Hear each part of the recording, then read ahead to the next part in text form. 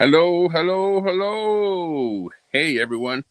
Thumbs up, elbows up, elbows up. Coming to you down here from the lake. Quick broadcast here. I don't know how long it's going to be, but we'll see how long the battery lasts. But hello to everyone out there in YouTube land or Facebook land. It's Tommy Temper on the Tommy Temper Show. Coming to you here live from the lake. Sonia G, good to see you first in there. Big ups to you. Thanks a lot for checking in with us here today. It's a nice day. Well, actually, it's not a nice day out here. It's okay day to be in the gazebo, but out there it's pretty cloudy. It's not really sunny. There's the odd bit of sun shooting through the clouds there once in a blue moon. But yeah, out of jail finally there. Mysterious Masad got you in there. Hey, look at that. We've got the thing right down here. We've got the chat right down here on the screen. So that's a new feature on StreamYard that you're able to do that right from the built-in app here. Looking good. Crime in America. Good to see you. Elm, how you doing? Big ups to you. Yeah, we're out here at the lake. This is the location that we're at here in the summertime. And, well, it's not really the lake, but it's kind of by the lake, right? We're by the lake, so we're not really at the lake. We have to go a bit down the road there to get down to the lake. So we won't be showing you any of the lake here today, but we might go for a ride in my golf cart, though. That would be fun. I can show you around the campground here. So we're at a kind of a fairly big campground here. There's probably about 400 stalls here where people can camp. Hey, good to see everyone in there. We've got, who was that I missed there? Elm was in there, and I got PM in there, Crime in America in there. Good to see you. Got Channel Reviews in there. Channel Reviews is actually my son over on another computer watching what's going on there. So, yeah, he's on one of my other accounts there. So good to see him in there. Got about 19 people in here. Good to see you. PM in there. Hey. Who's PM? Who is PM? Let's see. Mysterious Masad. PM. Is that what's happening there? How's the new van? The new van is actually working out really well for us because what happens with the van is that we drive the van out here to the lake and then kind of hang out in the gazebo. I'm in the gazebo here right now. I don't know if you can tell what it looks like here. There's the camper right next door to us here. And here's the camper that we're actually in, this one here. We're in the what's it called there? Cougar by Keystone is what it is there. So it's a fifth wheel that we have parked out here. And and then I've got the new camper, which is the mobile unit. Let's see if I can, it takes too long to turn the screen around here. I'll have to turn this around here like that. Hopefully you can see the camper, the back of the camper over there. And it's actually really good because what it allows us is to go on like day trips. We take that camper out on day trips like to other small towns and stuff like that around Alberta here. So that's worked out quite well for us so far. Really good. Excellent time out here. We're just kind of lazily hanging around here, not doing too much of anything.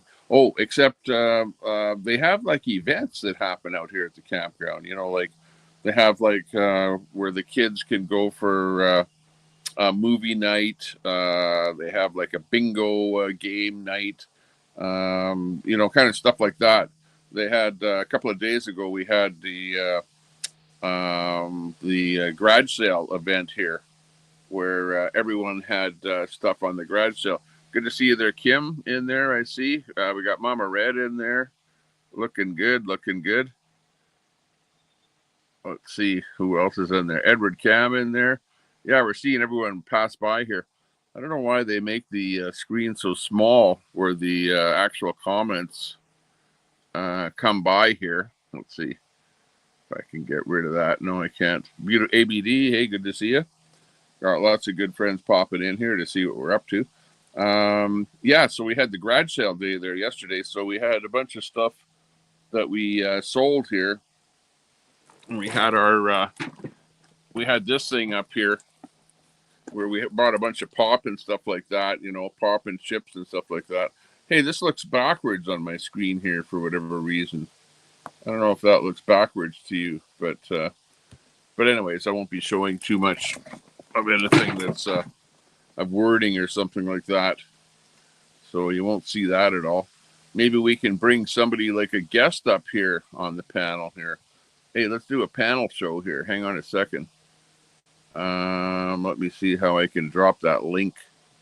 The post a link thing here. Where is the post a link thing here? I can post my, oh boy.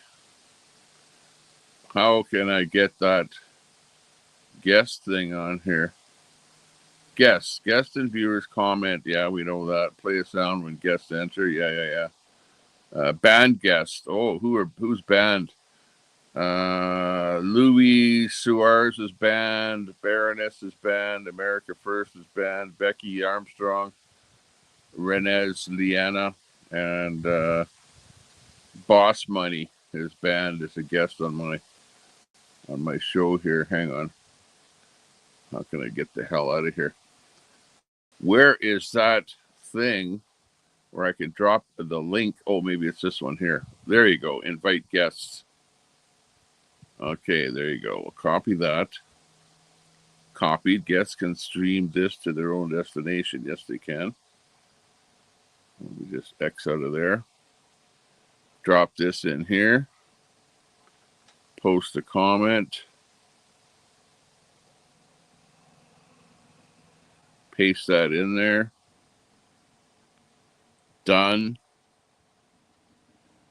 Except let me hit return.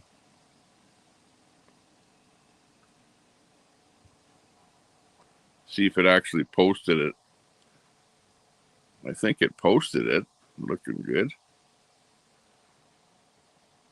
There we go. There's our StreamYard link. If somebody can pin that to the top of the chat, that would be good. Pin that to the top of the chat, and then somebody can come in here on the stream and say hi to us or whatever, ask us some questions or something like that. Hopefully I can actually do it. I'm on the phone here. I'm just on my phone. So I'm not on a PC out here. Actually, I should have gone live on a PC because I did bring one out here, but I haven't actually turned it on or tried using it at all. But yeah, we'll go for a ride on the golf cart here in a bit. I'm using Wi-Fi off of the trailer because we have a connection to the internet on the trailer, and I'm connected via Wi-Fi to my phone here. So if I do go for a ride on the golf cart, it'll be switching. So you'll lose me, and then you'll come back again if I go for a ride there. So basically, we're trying to downsize out here. We're trying to sell stuff that we have and take stuff back home and whatever, and kind of minimize things out here at the lake. And yeah, we see somebody over on Facebook over there. Thanks a lot for viewing us on Facebook. We are live on Facebook, YouTube, and on X, by the way. So if you're watching on any of those other things, you can try and comment here and see if they come through. They should come through. They're all connected up to the system here. So we should see some comments there. ABD, you leveled up to 19. I see that in there. Let's see what else was there. The comments here, the little box, like they have to fix this thing. Like as far as I'm concerned, it's like one line of comments on here. AMC Kingdom, hey, good to see you. Looking good. We got Masad in there saying hi and whatever. Comments. Let's go to the bottom. Sandy Martin, St. Martin in the Caribbean. Oh, who's in the Caribbean? St. Martin. Yeah, I've been down to the Caribbean there. I was at the Virgin Islands, and both the American and the UK Virgin Islands. At one point in time, we had a yacht that we rented, leased, whatever, out in the Virgin Islands, and we were living in that yacht for like 2 weeks, and we sailed all around the islands there, and that was a good time. We even did some naked sunbathing and swimming and stuff like that. It was kind of fun. It was pretty good. There was like 6 of us there. It was 3 girls and 3 guys on the yacht, and yeah, we had a lot of fun, awful lot of fun, no doubt about that. So yeah, you got to try that sometime. One of the guys that we went with, he had his license. I don't know what you call it, the pilot's license to be able to sail a yacht. So he was able to do that. Mods can't pin links, only I can. Okay. Yeah, the only way that I can do that is by going out of here. Unless channel reviews, you're a mod in here? Channel reviews. If you're a mod in here, go back to that link that I posted, the StreamYard link, and please post that up there. Hey, Fry TV, good to see you. Good to see you. John in there. Hey. Yeah, give us an elbow up there, John. We need that. Somebody said that I was an elbow up type guy, but unfortunately, I'm not the elbows up type guy. Where are you at the lake? All I see is a yard. Looks like Sanford and Son back there. Yeah, exactly. Well, what it is we're trying to get stuff out and, get stuff moved out of here, because we're actually moving from this location to another location. And that's kind of my big announcement on the 15th of August. We'll be announcing a new location, and we'll give you a video of a new location that we'll be going to. So we'll be seeing that. I can kind of show you around here a bit. I'm plugged in right now to power. Were you able to pin that? Well, you try. Okay, let me see. To turn the volume down on that. And let me just see. I just got another phone over here that I'm going to turn on here. And let's see if I can get back. Oh, yeah, there it is. Okay, what you do is you just tap on that. Oh, open with Chrome. What do you mean? What's it saying there? Hang on. Just hold on to this for a second. Yeah, the bottom part here. Yeah. Let me just see what went wrong there. Open with Chrome, Google, blah, blah, blah. Which app would you like to use every time?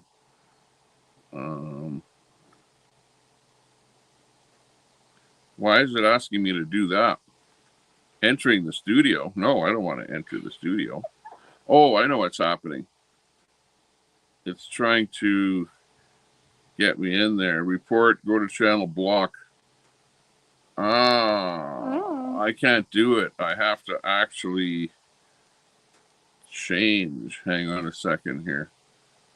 This is what to do here. You have to go in as me, I think. Hang on.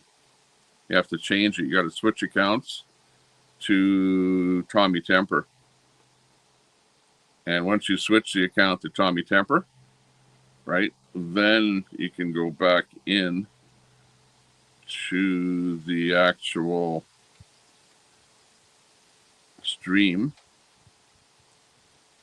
and then find that. If I can find it. There it is. And right there, once you're me in there, then you can select my name on that actual one that I've said, and then click the one that says pin message. There you go. Okay, we got it pinned. Okay, we got it figured out by going on to a different phone here. Okay, so what you want to do is go out of Tommy Temper account and go back into channel reviews account. But you can't pin it. Yeah, you're right. You can't pin anything there. Yeah, it looks like Sanford and Son. It does look like Sanford and Son after our whole thing here with our garage sale that we had out here. Yeah. Hey, did you hear about the American mega preacher that came to Canada? What's his name? Sean something or other. Geez, I forget his last name now. But anyways, he got lambasted out there in Eastern Canada, and he's actually invited to come to the Alberta Legislative Grounds on, I think, August the 22nd. So if I'm in Edmonton, I'll go to that event and I'll video that event. That should be pretty good. we'll see what happens with that. But yeah, he's apparently I was watching the bit there where he was preaching or doing his musical thing there in Quebec, and some guy went in there with a smoke bomb and smoke bombed the event, threw a smoke bomb in there, and Sasquatch Hunter, hey, good to see you. And the cops were standing there, and the cops didn't do a damn thing. They didn't arrest the guy that did it, or I never heard anything about anyone being arrested. But surely to disrupt a religious service is illegal in most places, I would imagine. So even in Montreal. So yeah, good.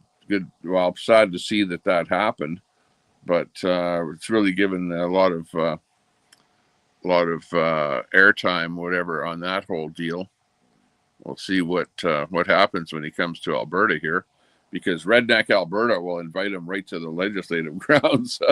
Never mind to try and bill him $2,500 or something like that for a license, or kick him out completely and say, hey, you can't preach in our province, or whatever. Not that I'm that religious, I'm not that religious, but really to tell somebody that they can't do some kind of and the Muslims go right there on the streets and they pray right on the streets and disrupt traffic and stuff like that, right? And nobody complains about them.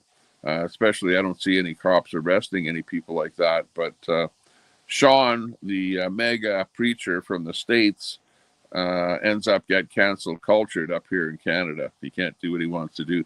Even I saw Antifa out there with a flag in front of the church. Shame on those people for trying to tell people what to do. Like, that's ridiculous. Yeah, we got Fry TV in there. Fry, what's going on there? What's happening there? Yeah, when's the Hulk Hogan tribute show going to be happening? Yeah, exactly. I know exactly what you mean. Sad to see that. We had Ozzy Osbourne died. We had their tribute show, but the tribute show got canceled cultured by YouTube there. We were playing a whole bunch of Ozzy Osbourne songs there on my last live, and then eventually the entire stream got blocked out by YouTube, and they said copyright infringement. They gave us a copyright strike, whatever we want to call it, and they didn't strike my channel. Like, I didn't get a strike against my channel, but they took the video down, right? And they said nobody can watch this video because it's got copyright content in it, and that's what they ended up doing. Which I knew that would happen. I absolutely knew that would happen. But I thought, you know what? I'll try and do this for as long as I can play Aussie music on here. I'll do it, which we did. And if you were watching the show live, you saw us playing requests and stuff like that. Super Salty had a request, and whatever. A bunch of people were giving requests. We were listening to like Iron Man and stuff like that. There's one of the guys that works down here driving by the campground here. Yeah, we'll have to have a Hulk Hogan special there too. But the problem is if you show some stuff about him, like wrestling matches and stuff like that, you'll end up getting I'll get cancel cultured on there, and copyright infringement, you can't show that, and blah blah blah, and whatever, block out on the stream or whatever. All we can do really on these kind of things is talk about them, and not really show you what's going on. Plus, if I'm out here at the lake or whatever, some remote location, it's kind of hard for me to do my screen grabs and whatever, roll some B-roll video or stuff like that, and talk about it. Likewise, I would be doing the shows where I'm doing a little more stuff, talking about stuff that's happening here, social media wise, in the real world, what's happening in Canada, what's happening in the States, what's happening with the trade agreements that are happening with the various countries, and all kind of stuff like that. I like doing those kind of shows, but I can't do it when I'm out here because all I have is just my phone. At least basically I've got the phone connected I'm on a gimbal here, on electronic gimbal, so I'm not jerking the camera around very much. Let me show you a little bit. Let me just hang on a second here. let me switch the camera around here, and yeah, and you'll see it looks like it looks a little bit junky out here right now. But let me switch cameras here right now. Hang on. Go into settings, camera. That's the one thing that they need to do. Mirror my camera. Yeah, well, it's set to mirrored. Let's go to the back, just the back camera here. Okay, this is what I'm looking at. I'm looking at a big screen TV here. Actually, I should turn that TV on, and then I can monitor my myself here. And the big screen is turned on. There we go. And let's see how I can. Let's see some of the things that we've been talking about here. Oh, you can't really see that screen all that well. It's kind of flickering because of the frame rate here. Let's see. He's terrified. Big announcement. Mark Carney has royally effed up. Yeah, with regards to the trade agreement there with the states. As far, you know what the big trade agreement with the states is that we're not giving up our milk and dairy products and chickens and eggs. We have these cartels up here in Canada that have been set up to protect those things and to put up high tariffs on those things up here in Canada. And that's not really changing all that much. Let me just walk around here a little bit. Hang on. Show you what's going on here. Okay, so this is the gazebo right here that I'm sitting in. Right there is my little chair. Let's see if I can get it down here a little bit. There we go. There you can see it's a real big junk pile of things in here after our yard sale because we put a bunch of stuff in here. We got a whole bunch of pop and stuff like that. My wife bought a whole bunch of different pop, whatever, to sell at the garage sale, and we only sold a couple of cans of pop or whatever. Stuff is like all over the place here because we were labeling stuff and we were making some signage and stuff like that. So yeah, it's like Sanford and Son back here. Back here we have the boat is sitting over there. Got a little stand in here. There's another boat over here. We got our shed in the back there. The shed is for sale there for $600. If we can get 600 for it, that'd be good. The let's see, the gazebo itself is sold already. So, oops, let me get it this way here. Gazebo is sold, and the deck is sold. Everything that you do out here, that you put out here, the deck is sold already. So I built that deck and put it in there, and the gazebo is sold. The trailer is going to be moved to our new location. And you can see it's a pretty big trailer. I think it's, I don't know how many feet it is, about 30, 32 feet or so. I don't know. Something like that.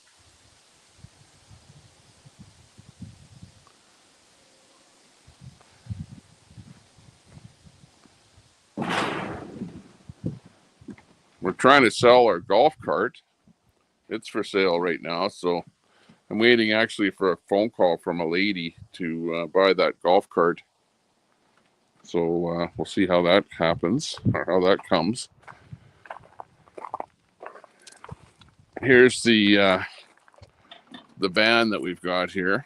If I can get back far enough here, you can actually see it. I think I only showed this on one other video here. But here's our camper van. It's an Ethos by Integra. And it's a quite a nice unit here. Let's see, is this door open? This might be locked here right now. Hang on. Oh no, it's open.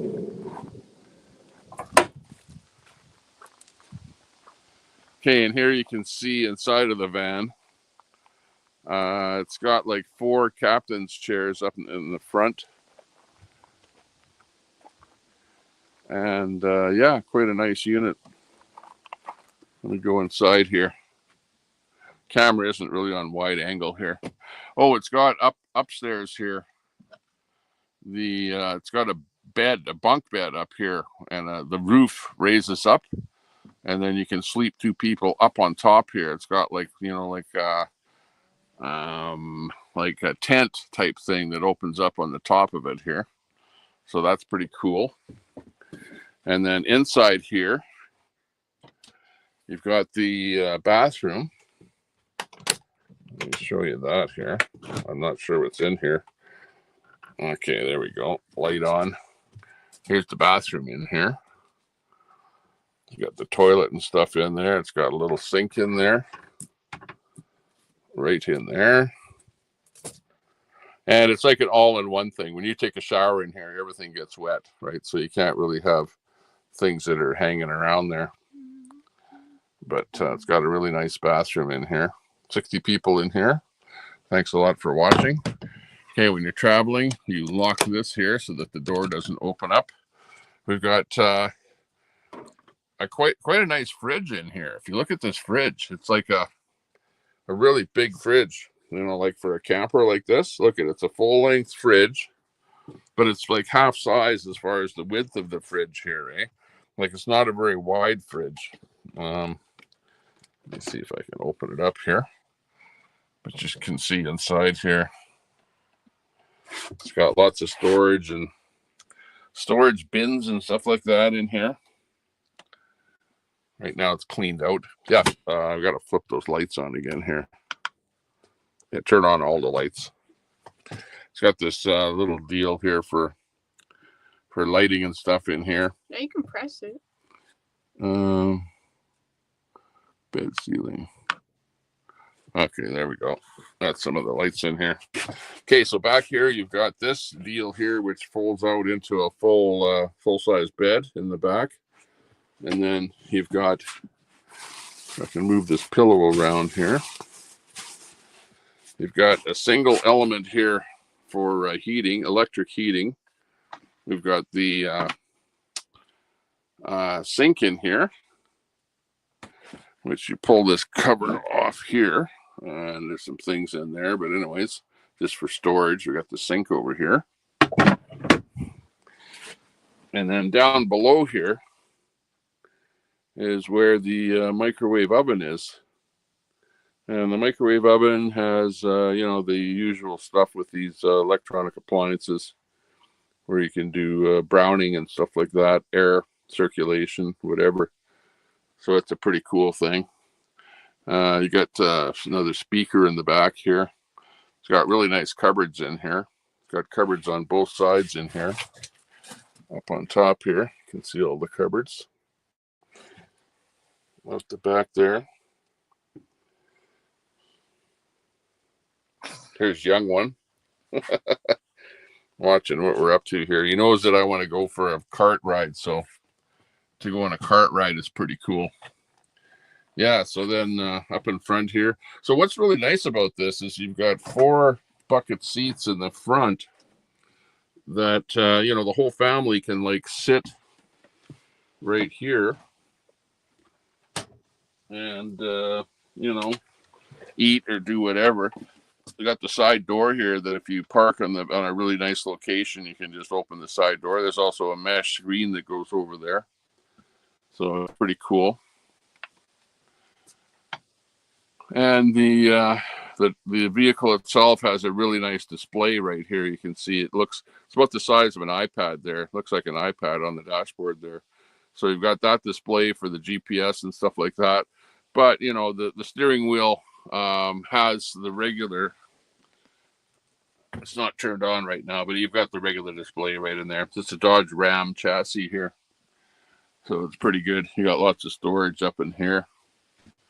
And you've got the TV set right here. The TV set, the way it works is you pull on this handle and then it comes down here. So, at this location is where you'd have the big screen TV. It's actually a fairly big TV. I don't know what that is. How many inch would you say that is? 30-inch, 32-inch TV? Something like that. So, yeah, this thing has got got all the features that you really need in an RV. Yeah, I'd be a good salesman. Yeah, right. A lot of people have looked at this thing and wanted a view of it because it's sort of a kind of a camper that's a really nice size because it's not a bulky thing. It's really easy to drive. It's got these windows on them here where you pull on this and then the window slides open and then you have a screen in here, but you can also move the screen so that you've got an open air window here if you don't want the screen in there, so you can hand stuff out of there. And the window itself is pretty cool. It's got this mechanism where it actually goes across and then it goes in because there's a piece of glass in there that has to mate up with the glass on the outside of the trailer here, or sorry, the motorhome. Yeah, and the seats are really, really nice. It's nice to sit on these seats. Can't beat this stuff here at all. It's like glamping. Oh, yeah, turn on the display here and we'll show this bit here. There we go. Let's get this turned on. Here you can see a little bit of glare in there though. But this is the main instrument panel that shows you some of the things here. Like right here, you can see we've got this much water in the unit here right now. It's about 3/4 full. Otherwise, propane is full. You can see it's kind of flashing on the side there. And what else is there? Well, it gives you the, you can do the awning in here. You got the battery, 13.8 volts is what it's showing there right now. And you can turn on and off the inverter for giving you 110 volts in here. And all the lighting and stuff like that is in here. And then you've got this unit up in here, which controls the furnace, which the furnace runs on propane for heat at nighttime or whenever it's too cold. So yeah, it's pretty cool.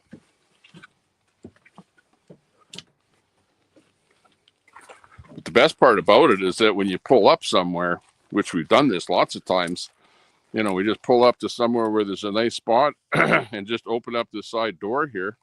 And then we flip our chairs around so that we're all looking outside the door here. All four of the chairs swivel around so you can turn them into whatever direction you want. So you can all look outside. So yeah, it's pretty good.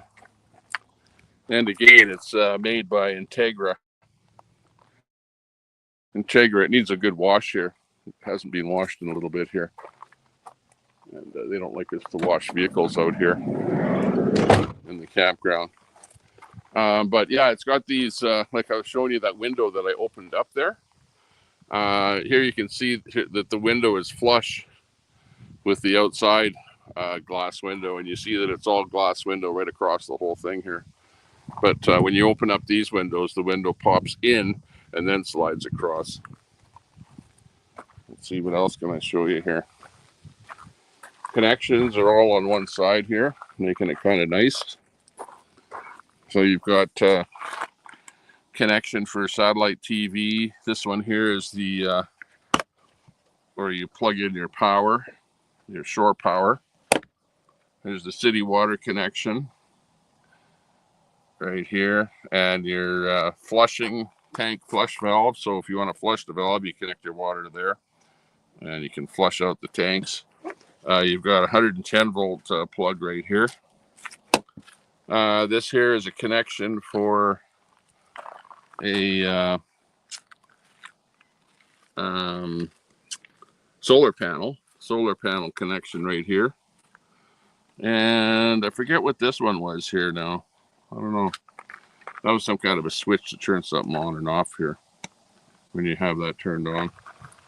I forget what that was now. I have to look in the book. Here's another door or a window on this side here. Here's the driver's side. You actually have two sewer connections, one on the back there, and you can see the generator. There's a built-in generator too. You can see the generator exhaust pipe right there. But there's a sewer connection there, and there's a sewer connection over here. And right here is the propane, where you fill the propane. And there's an exterior switch here, that red switch, to turn off and on the propane. So when you're driving, you don't have the propane turned on. This is the exhaust pipe from the actual engine. It's a front wheel drive truck.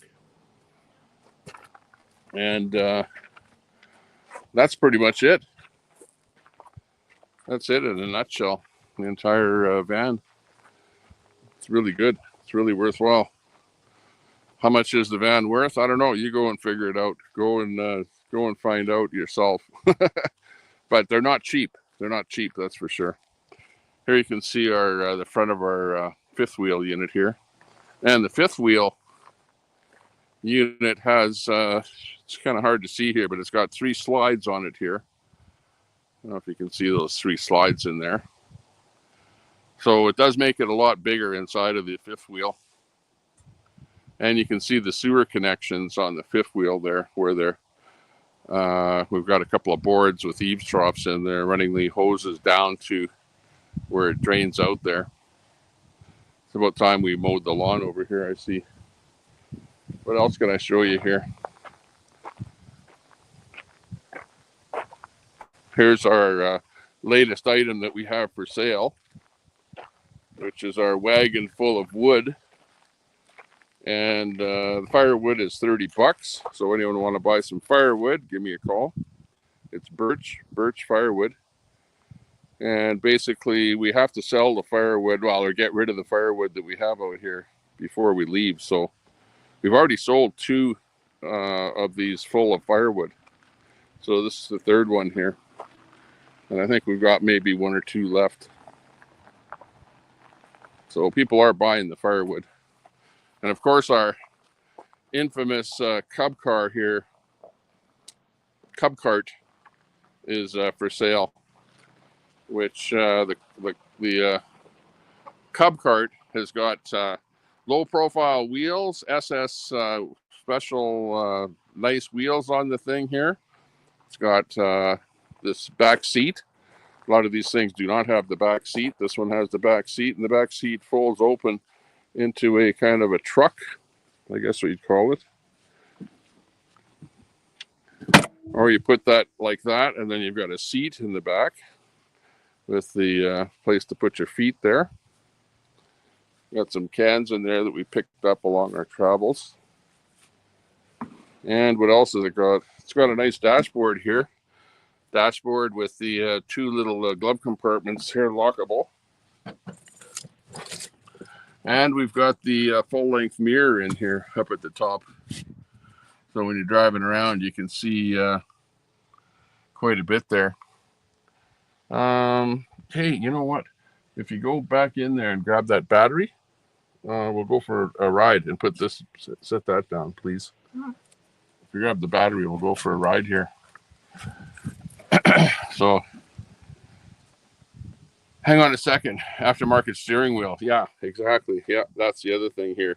Beep, beep, beep. No horn, no horn. Never was a horn in here, so there was nothing to hook up, but I know some of these you can get them with a horn. This is a Precedent, club car Precedent model. Just let me hook up the connection to the power here on my camera. There we go. I heard it. Okay, we're getting it. Okay, now let me just unplug the car because we don't want to drive away with the Tesla power connected here. Okay, yeah, push the backup button. I'm holding the camera here as I'm driving, so.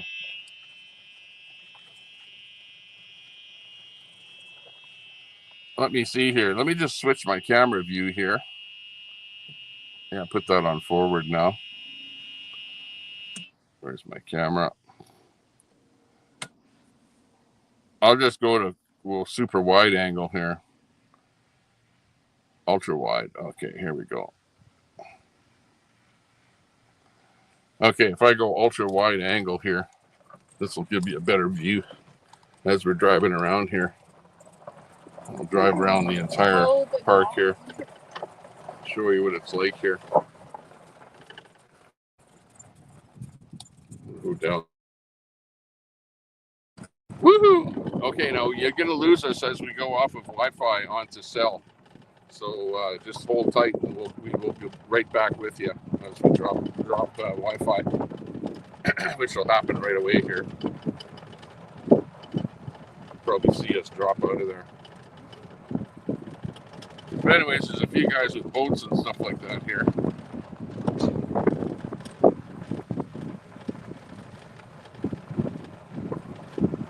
We'll go over this way here.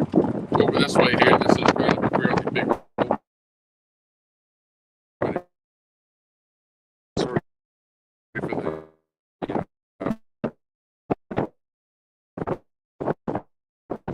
the noise here.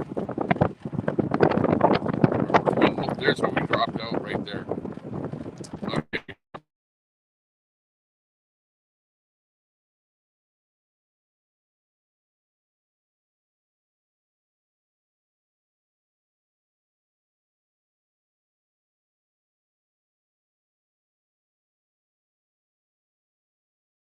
There we go. We dropped out again. Okay, we're back on cell again now. And we'll probably see some drop-offs as we go back towards our trailer again. But it's a fairly big place here with lots of people out here doing their thing. There's a guy sitting out there on his deck. It's not a great day here today, as you can see, though. It's kind of overcast, cloudy, and not sunny. Oh, hang on, we got a bump in the road here. Oh, jeez.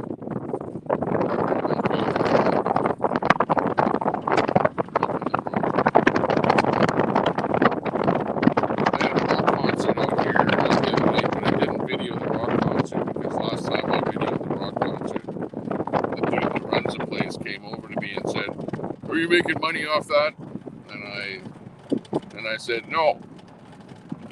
And he says, I want you to stop recording. Right? Because there was a band playing and they were paying for the band. So whatever. So I said, well, what do you want me to stop recording? And he goes, yeah. And so I stopped recording. So that was last year. So this year I didn't even record the band at all. So you missed out on that. That would have been a good night of entertainment there. That was funny. It's funny because most of the people watching the band were in their golf carts, right? So there's like, I don't know how many, maybe 75 golf carts all around the place watching the band play.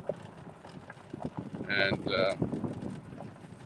then everyone's flashing their lights. When it got darker, we're flashing our lights, instead of holding lighters up, to get the band. We're going more. That was pretty funny. So we're all flashing our lights like crazy. So yeah, this thing has aftermarket, real super bright LED lights on it. So ours were really bright there. Oh, we got another. Boom. The other day we were driving down this road and we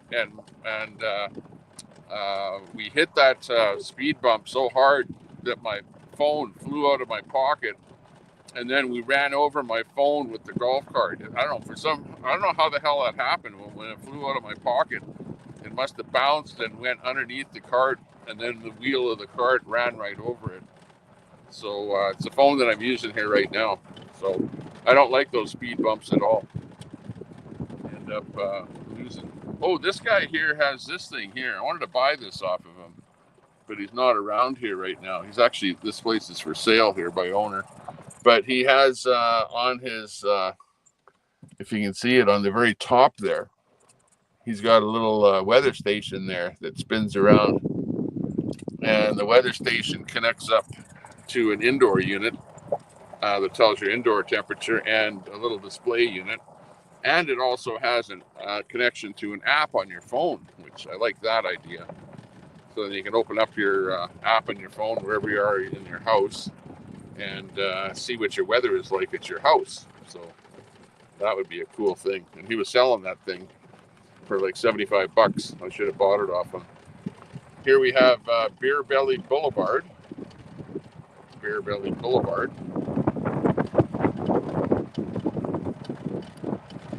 Let's see what else is over here.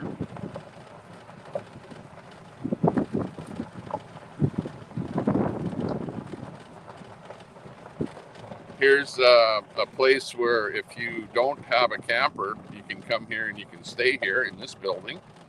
And they've got what? How many? 1, 2, 3, 4, 8. About 8 rental units there, where you can rent those rental units in there. Over here, this is where after the garage sale, everyone came and put their junk over here. So this is all garage sale junk here. So actually, a lot of it is pretty good, honestly. Like, look at so they put their garage sale junk that didn't sell. Nobody sold it. So then you can come over here and pick up for free some stuff, right? So that looks like a pretty good. Right here, this looks like a pretty good barbecue. There's a little red barbecue there, good for a trailer. And then lots of other stuff there, chairs and whatever that people are giving away. There's an old lawnmower there, a bunch of junk and whatever. So anyways, that's the Sanford and Son junk pile there. Looks kind of like our place. There's a lot of junk that we got to clean up there, especially after our yard sale. Man, we had a big setup there. We had a big tent set up, and we're selling pop and chips and a whole bunch of stuff that was pretty cool.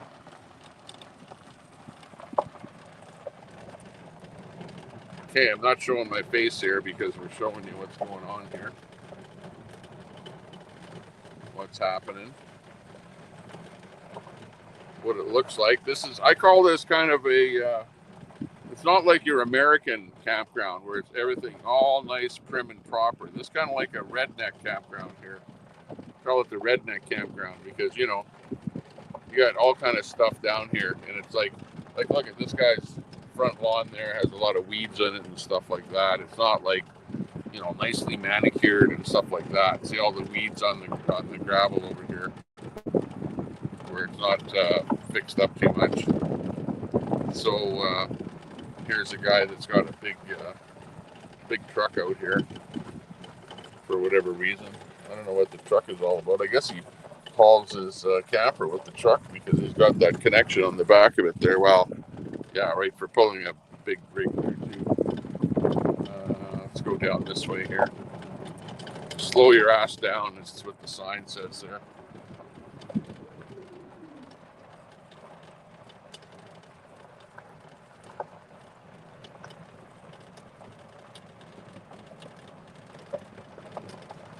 Doing good. Sorry, I can't read the chat here as we're driving. But I want to show you the good. Okay, here's the basketball court right here. Looks like an old hockey rink. Needs a bit of painting on the boards there. There's another road going that way.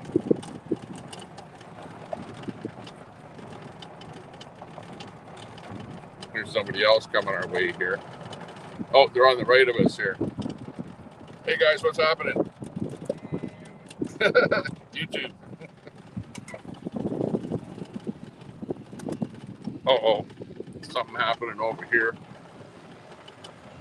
We got the big truck over there doing something. Not sure. Oh, doing a little bit of weed whacking. They just built this thing here, which is a what's the name of that thing again? Do you remember the name of that thing there? No. Gaga. Oh yeah, Gaga Ball. Gaga Ball. So we got the Gaga Ball thing. This is a pretty neat outfit that this guy has set up here. He's got it JD's Saloon here, where inside he's got a bunch of antique stuff and whatever there. It's one of the neatest places. He's been here for a long, long time, so he's had a chance to set his place up with a whole bunch of stuff, which is kind of cool.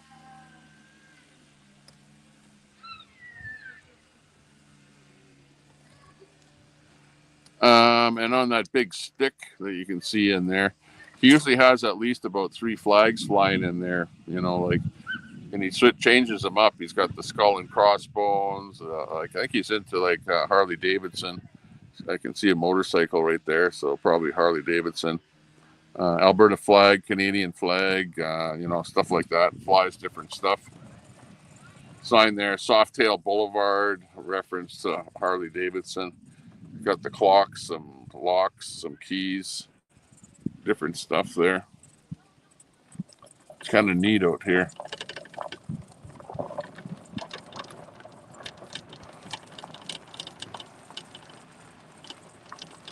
Do Rock Boulevard and Jody Lane. That's what the sign says. Okay, and here's an old Mercury. The old Mercury truck. Looking beautiful out here. Lots of guys with old vehicles and things like that. Some pretty old golf carts and whatever around here too. Go down this way here. Now, that was kind of the open area. Now, there's a few areas around here that are more secluded, I guess you could say, with more trees and things like that. So that would be this area here, where you've got people with really nice setups that are more in an area that are treed, forested, whatever. We got people out here walking their dogs. Hi, how are you doing? Doing dog walking. Oh, what's this one here? Let's take a ride through here. Take a ride through the forest here. Ooh, where does this one go? I think we're kind of screwed now because the road kind of gets really narrow here. I'm gonna get in trouble driving around in here. Okay, we'll just try it. This looks pretty narrow here. Can barely fit in here. Oh man, we're hitting all the bush. Oh man, look out. Oh, there's a wasp right here or something. Oh man. Okay, we made it through. Ha ha ha. Good driving. Oh, look, it's a kid's playground right here. Okay, like I said, it's redneck campground. Never know what you're gonna run into down here. It's pretty bumpy road. Oh man, my back. Killing my back. Here's a nice big campsite right here. With big area there. Some of these people have been here for like 15 years or whatever. Long time. This is the kind of place that once you get here, and you can always move, you know. So once a really nice site comes up, then you can move in from a maybe not so nice site into a really nice site. But some of these people have been here for a really long time, and they've got lots of stuff that they've built here, not just a gazebo or something, but some wooden structures and stuff like that. Like, look at these guys here. They've got wooden lean-tos and whatever built onto their decks, fencing around it.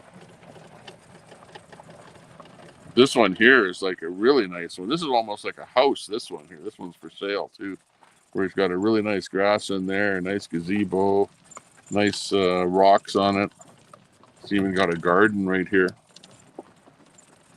Nice stuff growing in the garden. And he's got his trailer on the side there for sale. That one's for sale too.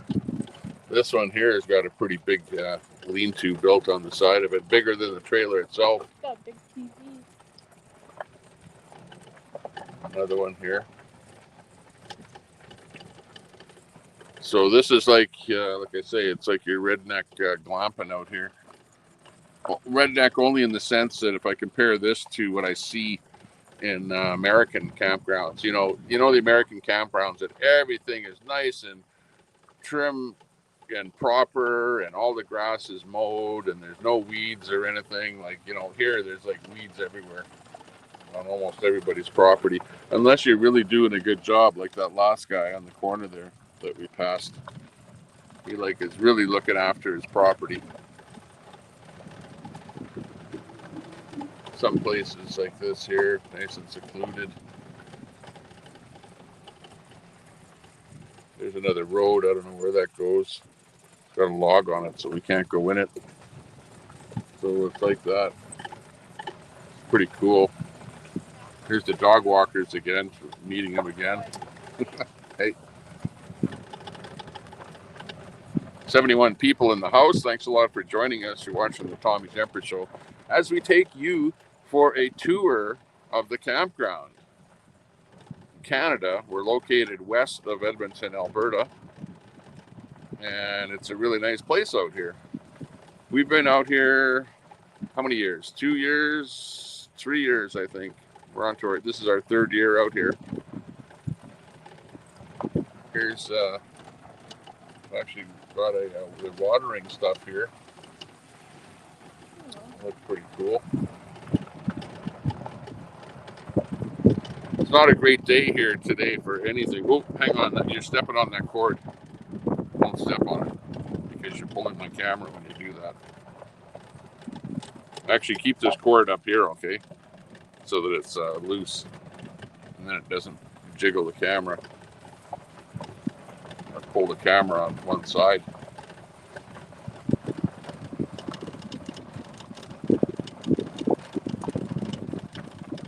Here you can see where they've got a gazebo and a lean-to and the trailer and a golf cart. And this is definitely golf cart territory here. You definitely want a golf cart out here. Because with a golf cart, then you can tour around a little bit during the daytime and nighttime and see all of the other places out here. Otherwise, it's a lot of walking if you're going to walk around this whole place. But it's also okay to walk. Not a big problem. Whoa, look at the guy's roof on this lean-to here. He's got a tin roof on there, and that's a huge one. Great spot in here, out in the bush. Oh, there's Doggy over there. Hey, Doggy. Hey. Okay, let's go up this road here. Oh, jeez. Oh, I hate hitting those speed bumps. Okay, here's Bush Road. It's kind of a bit hilly property that this whole thing is built on here, which is pretty cool. Adds to the uniqueness of it here. Makes it fun to drive around and check out different campers and stuff around here. And you can say hi to people. They're quite nice around here. Everyone says hello, pretty much. Here's the kids' playground coming up here, where they've got some kind of giant poop chutes that the kids slide down there.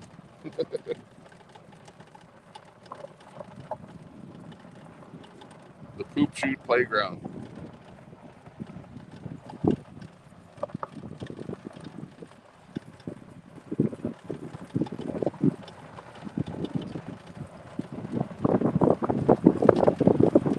Go this way here. There's another playground up here in this big open area.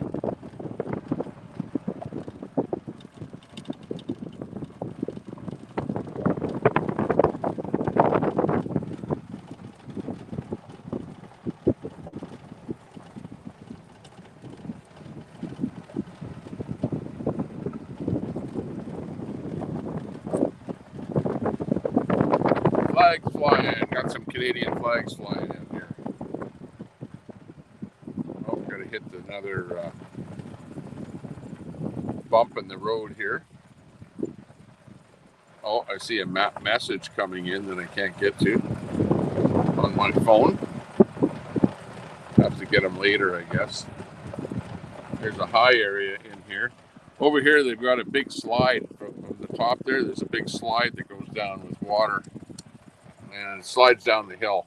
There is no swimming pool or, real water here at this campground at all. But, people like this. They don't necessarily need to be at the lake. You have to actually drive to get to the lake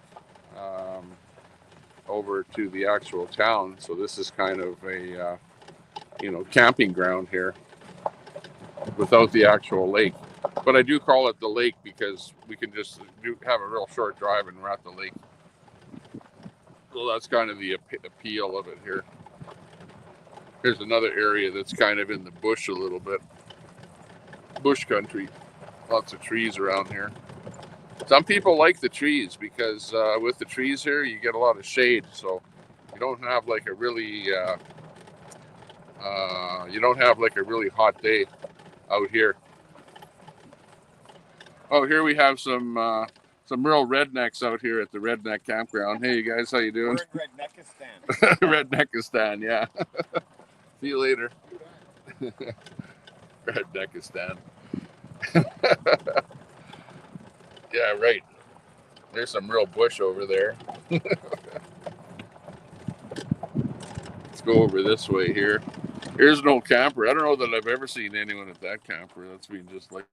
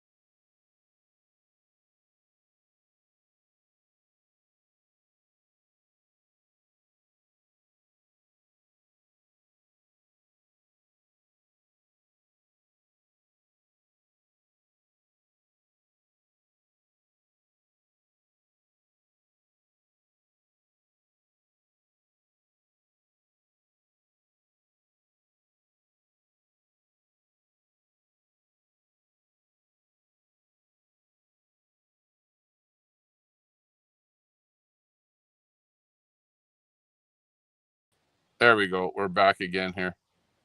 See if we have audio. I had a phone call come in there and it took over my audio, unfortunately. But I think, do we have audio now? There we go. We're back again here. Oh, yeah. Okay, good. Good. We're back. I had a phone call come in there and it. Okay, let's go down this little path here. Show you something else around here.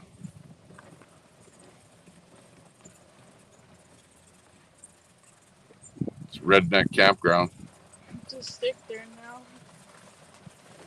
And we'll go through here. Lost our audience there when I got that phone call came in. Okay, let's see what's going on here. Okay, we're doing good.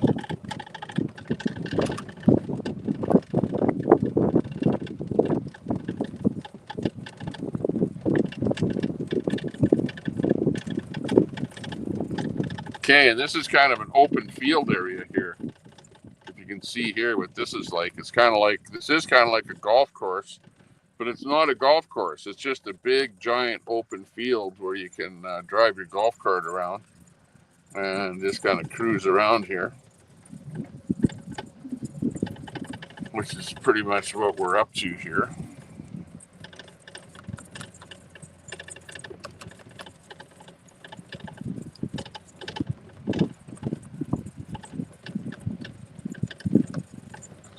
And yeah, one of the things that's over here is a giant ant pile here. Let's see if I can pull in close to it here. Like, who's mowing their lawn there? I can hear a lawn mowing. Whoa. Yeah, and just check out this ant pile here.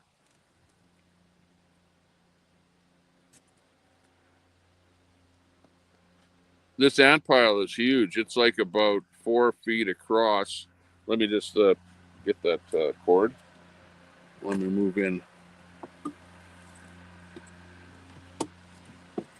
Move in closer there. I'll tell you, this is one ant pile that you do not want to step on because these things bite. And yeah, they'll crawl all over your legs. But this ant pile is probably, I'm on wide angle lens here, but it's probably 4 feet across and 4 feet high here. So yeah, this thing is like super, super big. And there's a ton of them. There's literally thousands of them crawling all around there. This would be great if you were an anteater, right? You'd have a good feast over here. Good to see everyone in there. Who's in there? Troy is in there. AJ Chicken Farmer is in there. Good to see you. Who else is in there? We got Troy Mater is in there. Mater 97. Hey, big ups to you. Riots After Dark in there. Hey, good to see you. Part of Bonza looks good. Looks good. Yeah, you don't want to mess with this pile. G looking good. Thanks for popping in here. Looking good. ABD in there, holding up the chat. Looking good. Sass Masad in there. Energy Vampires, yeah. Gra in there. Hey, good to see you. Good for popping in here. Elm in there still. CJ Canada. Hey, good to see you. Thanks a lot for popping in. Good supporter of the channel. Who else in here? Let me see that I missed in here. It's kind of hard. As I'm driving down the road here, the comments are like really hard to see. Show on stage. Nightbot. No, I don't want that. Let's X that out of there. X that out of there. Okay, I'm not sure who's on the wanting to join the show. We can bring guests on here, but if I bring a guest on, then the video goes down to a single whatever pane here. Poke it, Tommy. Yeah. Yeah, try poking it. Go over there and poke it, Luke. Oops, hang on here.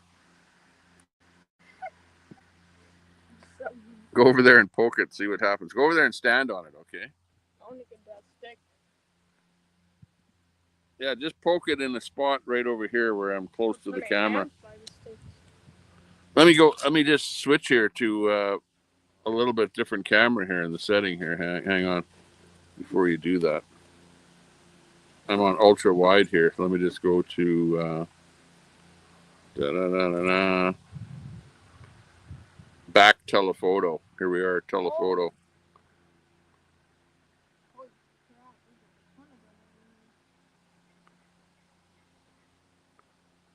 Holy jeez, there's a lot of them. Look at the lot of them like over here. They're like all the ground.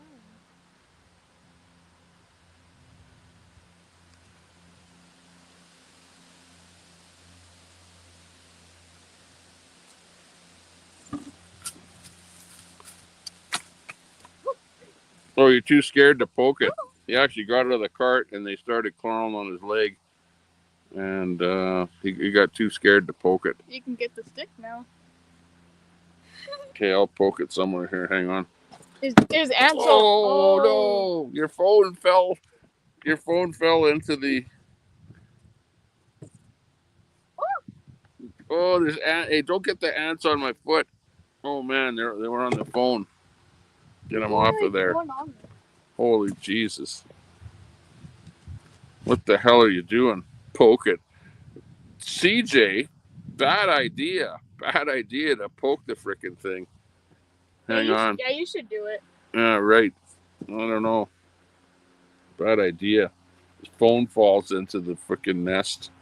Okay, hang on. There's a stick right here, but I gotta stand out in the. No.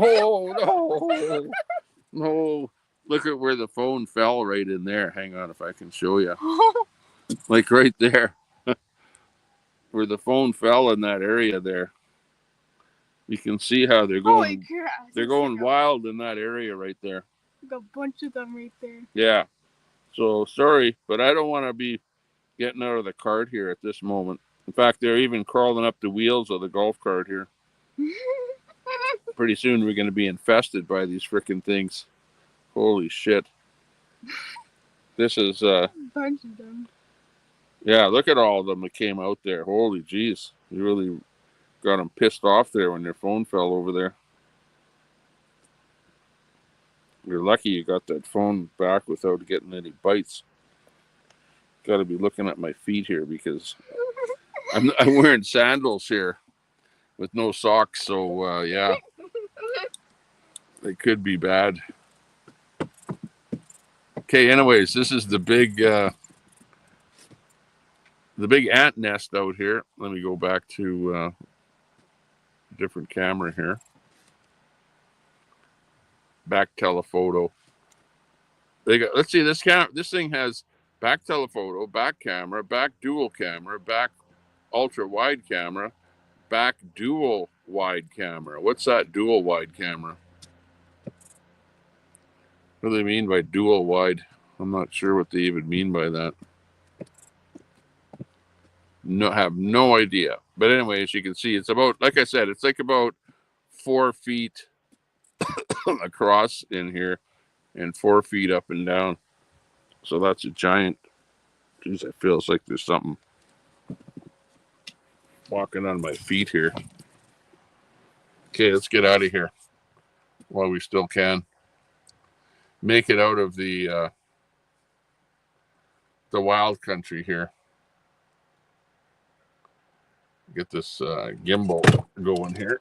Okay. I can hear somebody mowing the lawn over there. I don't know if we're going to run across the guy mowing the lawn here or what. Might be. He's usually mowing the lawn here.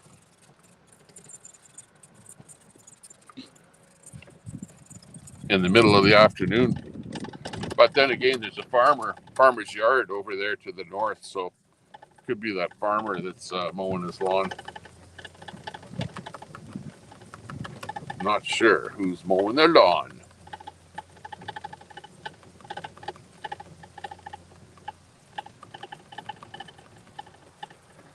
Okay, we got two lines of battery on our gimbal.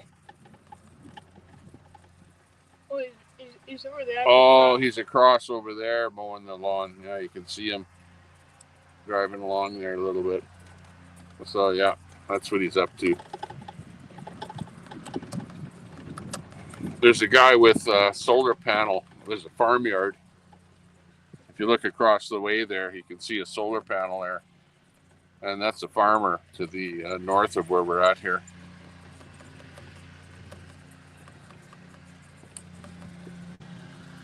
You can see how tall the grass has gotten here, though. Like, if you're not mowing the lawn, like, look at this. Look at how tall the grass is here. It's like unbelievable. It's like, what, probably 4 or 5 feet tall here, this grass. And you can see that it's going to seed here already. There you can see some bulrushes in there. See those dark brown bulrushes in there?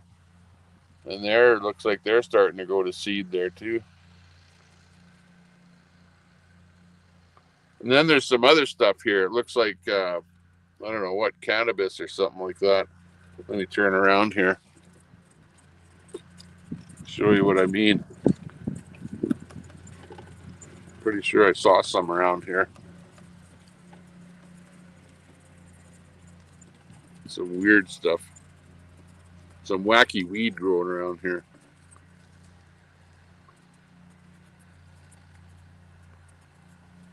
Yeah, like right here.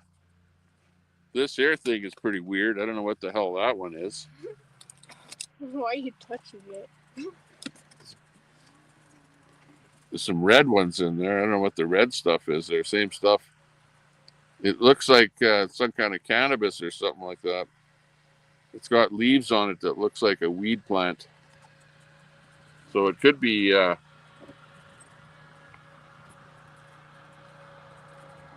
some kind of cannabis or something. Let's see here. Well, it's really hard to tell the leaves here because they're being eaten so badly. But the leaves kind of, to me, they look like they were a cannabis weed at some time. The guy's over across the way over there. Earlier in the season, you would have been able to see those leaves a little bit more. But apparently the bugs really like those leaves. So yeah, maybe it's some kind of weird plant. Oh, here's a better look at it right here. You look at this stuff. Like, look at that leaf.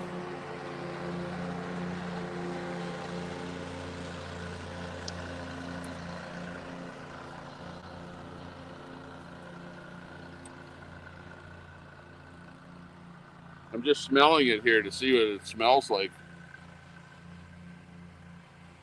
This stuff right here. I don't know. It doesn't smell like skunk weed or anything like that, so I don't know what it is. Hang on, we got to back up.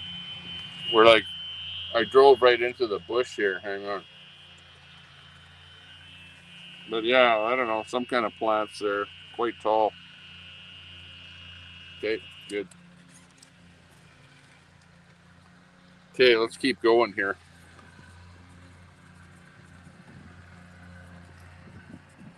We'll turn around. Oh, he's coming our way here. He's coming to see us down here. It's the weed whacker.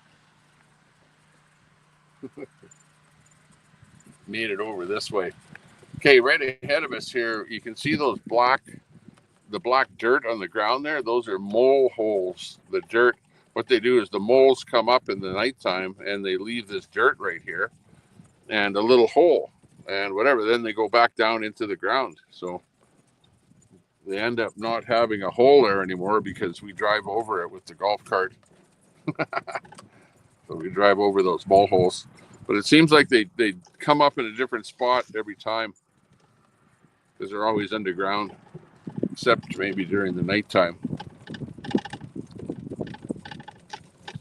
It's kind of strange. What else? Okay, let's burn way over there again. So hang on while we ride across here over by the forest.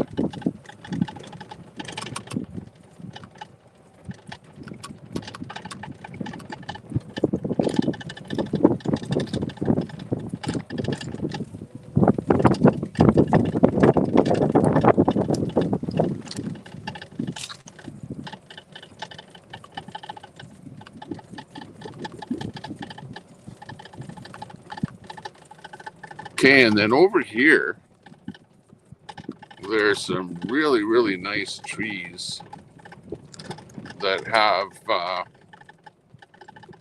well, there's two kind of berries around here that are really prevalent. One of them is choke cherries, and the other one is Saskatoon berries. And if you look close, this tree here, oops, I should have gone closer because I got this battery on here connected. So I can actually show you here. Hang on.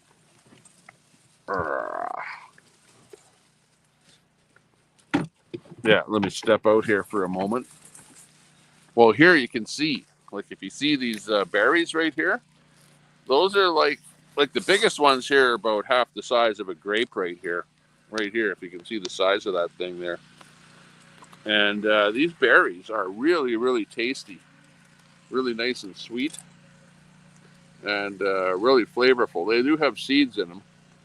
But you can, crunch the seeds. Not objectionable at all. But this whole tree is just filled with all kind of nice berries in here. And this is what the bears like eating up here. The bears love it when it's berry season. Like right here. Like really, you go like that. And you've got like a handful. You just got to watch out for spiders or anything like that. But look at, there's a handful of berries right here. You could have a little thing and fill it up with like $5 worth of berries that you have to buy in the store in no time. Hang on, I'm going to eat these things. Well, hang on, there was a bug in there. Well, you can eat a bug once in a while. Schwab wants us to eat bugs anyways there. But you can see there's the berries, and I'm going to eat these right now. And the biggest one is about more than a quarter of an inch, almost, let's say between a quarter, like 5/8 of an inch there, that berry. I'm not that much of a metric guy, so I don't know what it would be in metric. Oh, turn on the forward. There we go. Some kind of garbage there. Oh, that looks like a thrashing machine.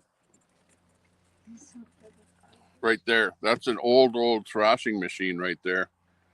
Or not a thrashing machine, but I don't know what that is. But you see right there, you've got the thing that turns around, and it's for bringing the wheat in for harvesting, like a harvester, maybe a wheat harvester is maybe a better description of that thing. It's not It's not a thrashing machine, it's a big giant machine. But that's an old, it's a kind of a harvester. Something that you'd pull behind a tractor, steam tractor or something.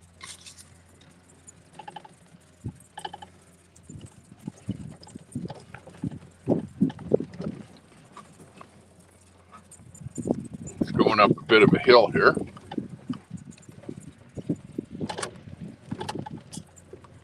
And back down again.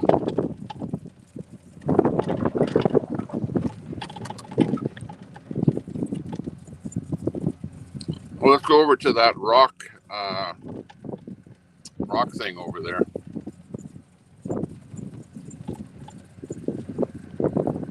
We have a unique market there. Yeah, we'll go over to that waterfall there. Right at the entrance of the place here, they built this waterfall on these rocks here. So let's just check it out.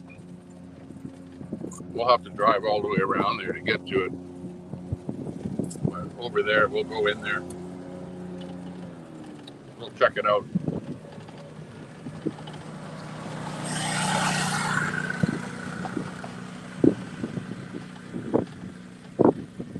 Here's the entrance exit of the whole place here.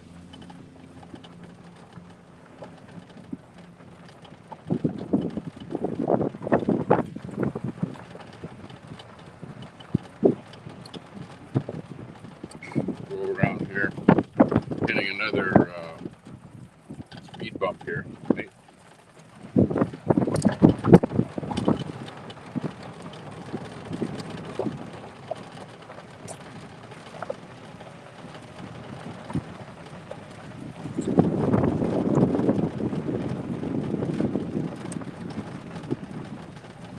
Go over by the big building here.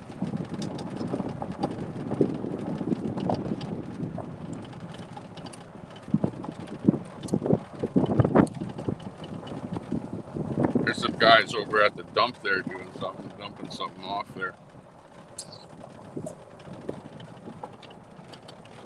Here's the inside here is where they have bingos and stuff like that. It's like a big meeting room.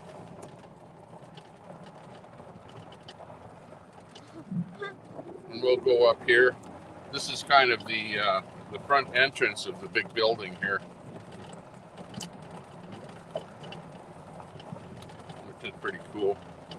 Pretty funky over here. Yeah, and there's suites that they rent over on this side here. Oh, yeah. It's kind of a bit of a bumpy area there.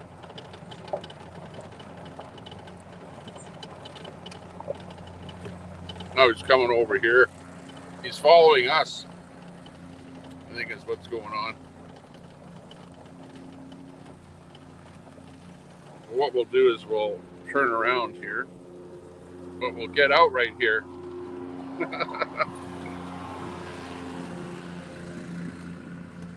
We'll get out right here and we'll go over to the thingamajiggy here, to the place where we can sit down here.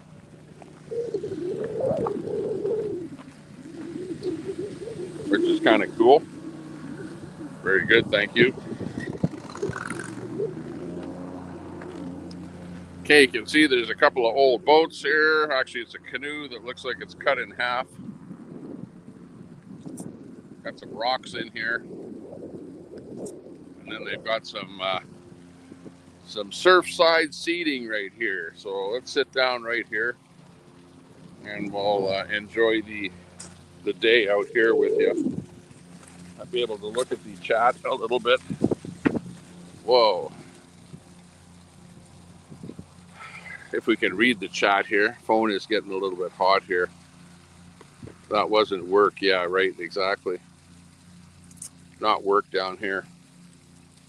They should actually have the chair turned the other direction so you can see the waterfall in the background here.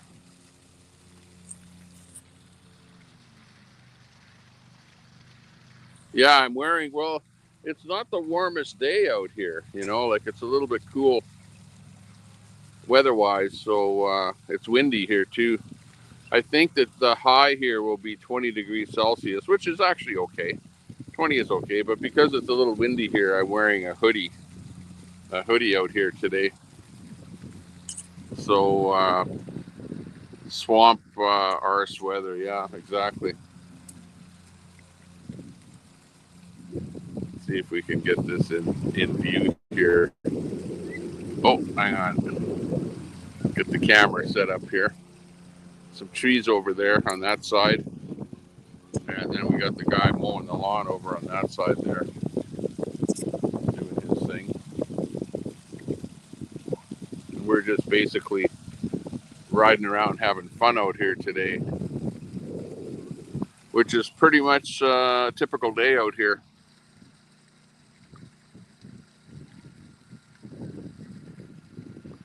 Oh, there's mini golf here too. Yeah, exactly. Right over that way. You can see there's a bouncy pillow where the kids are bouncing on that pillow, and there's mini golf over there.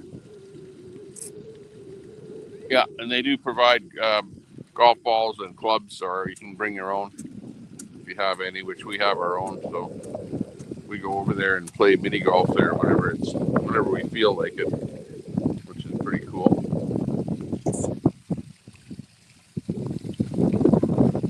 See, for some reason my phone must be overheating because my screen has gone dark here already.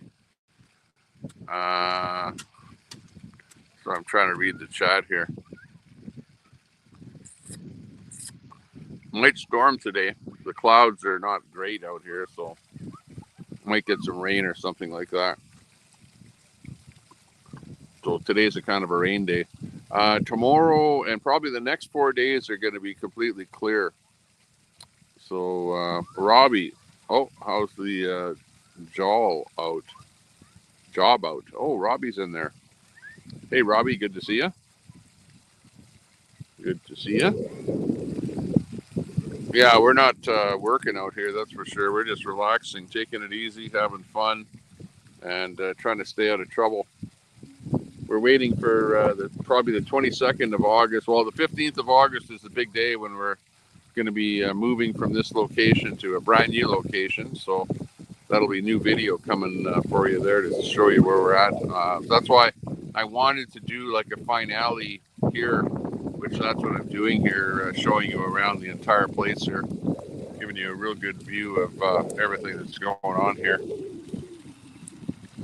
Before we leave this location, which will be the 15th. The 15th, we gain possession of our new place. So that's the news, is that we'll be moving away from this location to a brand new location. And we'll be giving you an update on that. There's Luke, who's over here with me. Luke, how are you doing? Good. Okay, well, that's good to hear.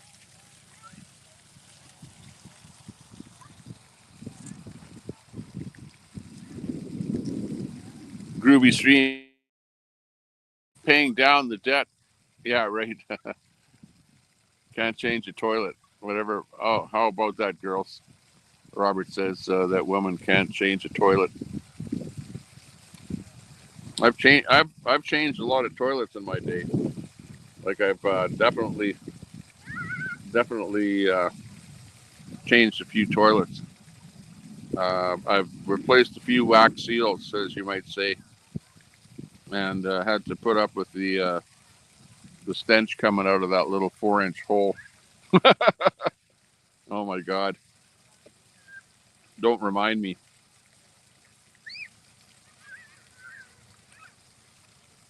Don't remind me. This is funny. 2 days ago, this is after the rock concert. Wasn't after the rock concert? Yeah. In the middle of the night, we hear the door of our camper open up. Right. And my wife says, "What's that? What's that?"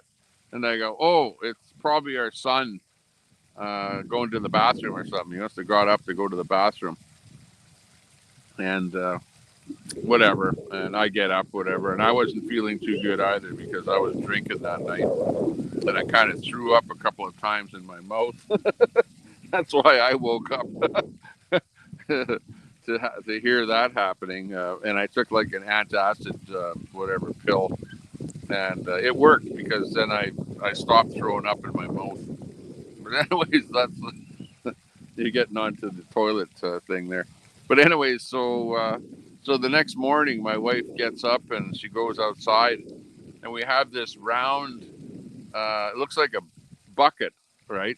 It's like a cooler for a pop cooler, and she looks in it, and there's somebody took a dump in it.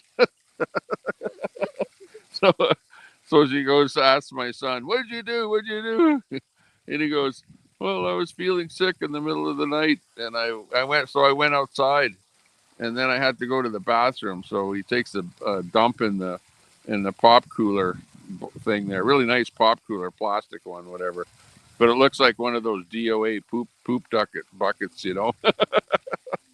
So so yeah, we have to dump it into the toilet, whatever, and wash it all out with the hose and whatever. Holy jeez! But yeah, that's my latest poop bucket story there. Speaking of poop buckets, what's with DOA there? I guess he's still wearing his ankle bracelet and he didn't go to jail. He avoided going to jail. Well, of course, because it's liberal California, that where they already have too many idiots in their jails already. You know, so why put another one in there? You know, especially when he's okay with the ankle bracelet. So he's just basically said some bad stuff about other people that the judge didn't like. So I guess if he does do anything else, he'll be going to jail. So he better watch it. Better watch. He has now he has to watch what he says about a couple of individuals, and he also has to watch what his chat says about individuals. So ooh, and he likes flopping his gums there too. So DOA is going to be having to watch his P's and Q's there, or else he will go to jail the next time. So yeah, we'll be kind of watching that little bit there. What else is happening?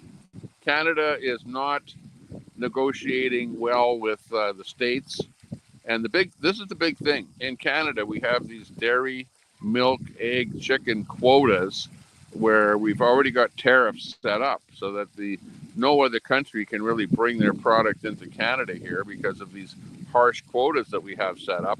And the quotas are actually there are bills passed in Parliament that you can't negotiate those things away. So in order for Trump to actually like Canada, we have to get rid of those quotas. And the only way that you can get rid of those quotas is by calling Parliament to order and to somebody put in a motion to get rid of the bill that makes it illegal for somebody to get rid of those quotas. So you see, it's not like an easy thing to just go and and negotiate that away. You have to call Parliament. I believe that you have to call Parliament in Canada and have somebody with balls enough. And no politician in Canada has enough balls to get rid of that because they'll lose their seat because there's so many people in Quebec and Ontario, whatever, all those farmers that are getting rich over the quotas, whatever, that they won't vote for them. So people are afraid to do that. So that's where we're kind of between a rock and a hard place in Canada here with these quotas, with that happening. Hang on, let me switch my camera around here. If we can get to the Camila.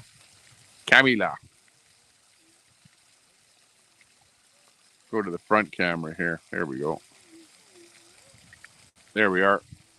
So you can see where I am talking here. Hang on. Got to go back here. And X out of there. There we go. We're in here now. So this is where we're sitting. This is what's behind us here. So yeah, so the big thing is that the quotas, they've been around for such a long time, and that's for Trump, where you hear him talking about 80 years where it's been unfair, where, you know, Americans haven't been able to sell certain things into Canada.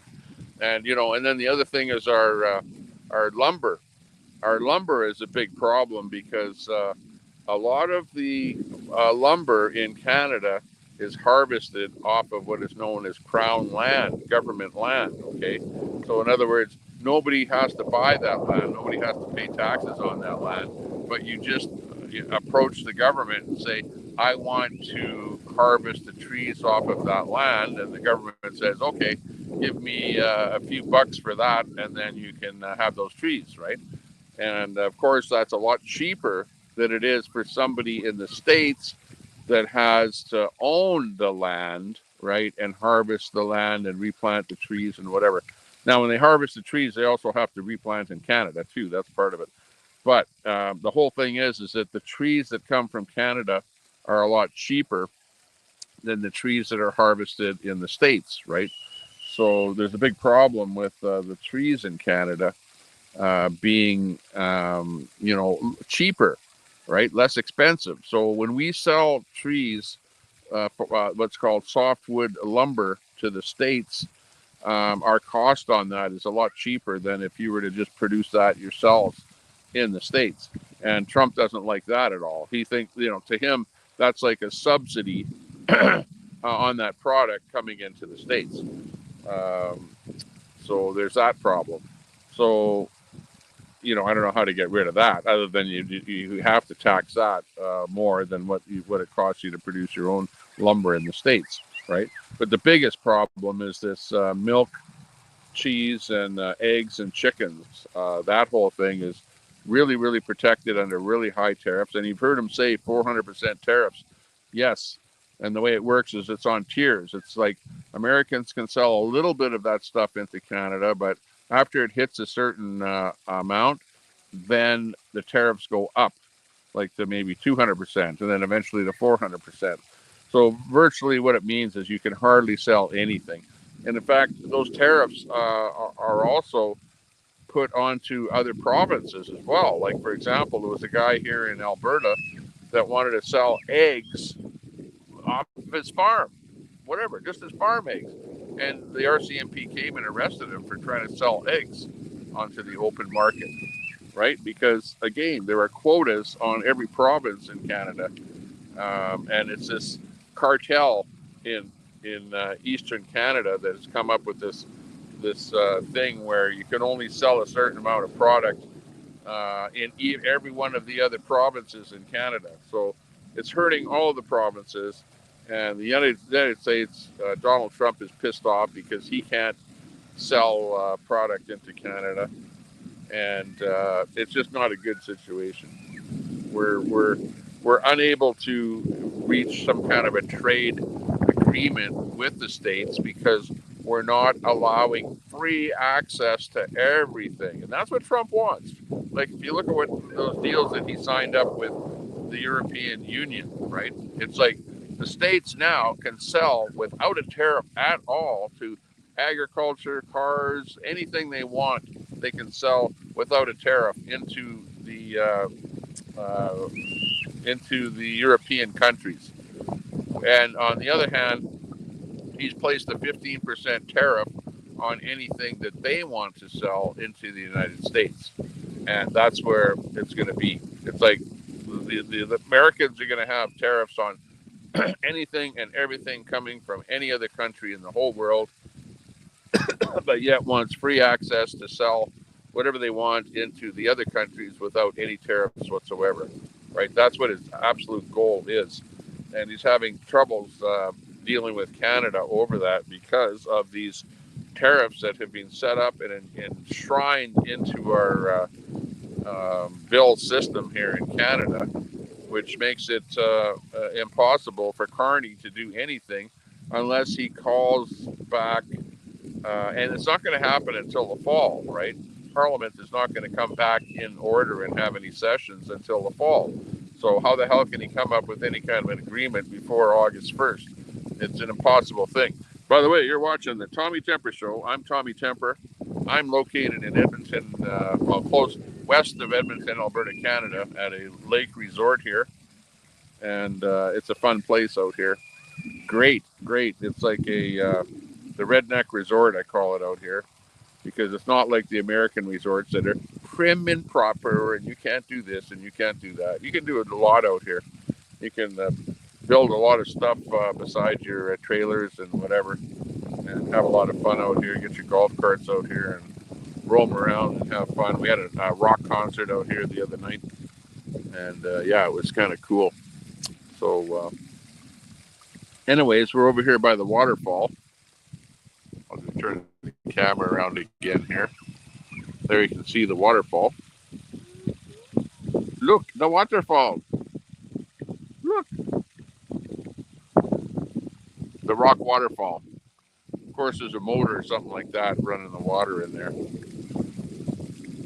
And yeah, I'm just kind of bringing you up to date on those things of what's been going on in the world there lately. But anyways, that's why we're kind of screwed up here in Canada with the tariffs. We're not going to be able to make that tariff deal with the States.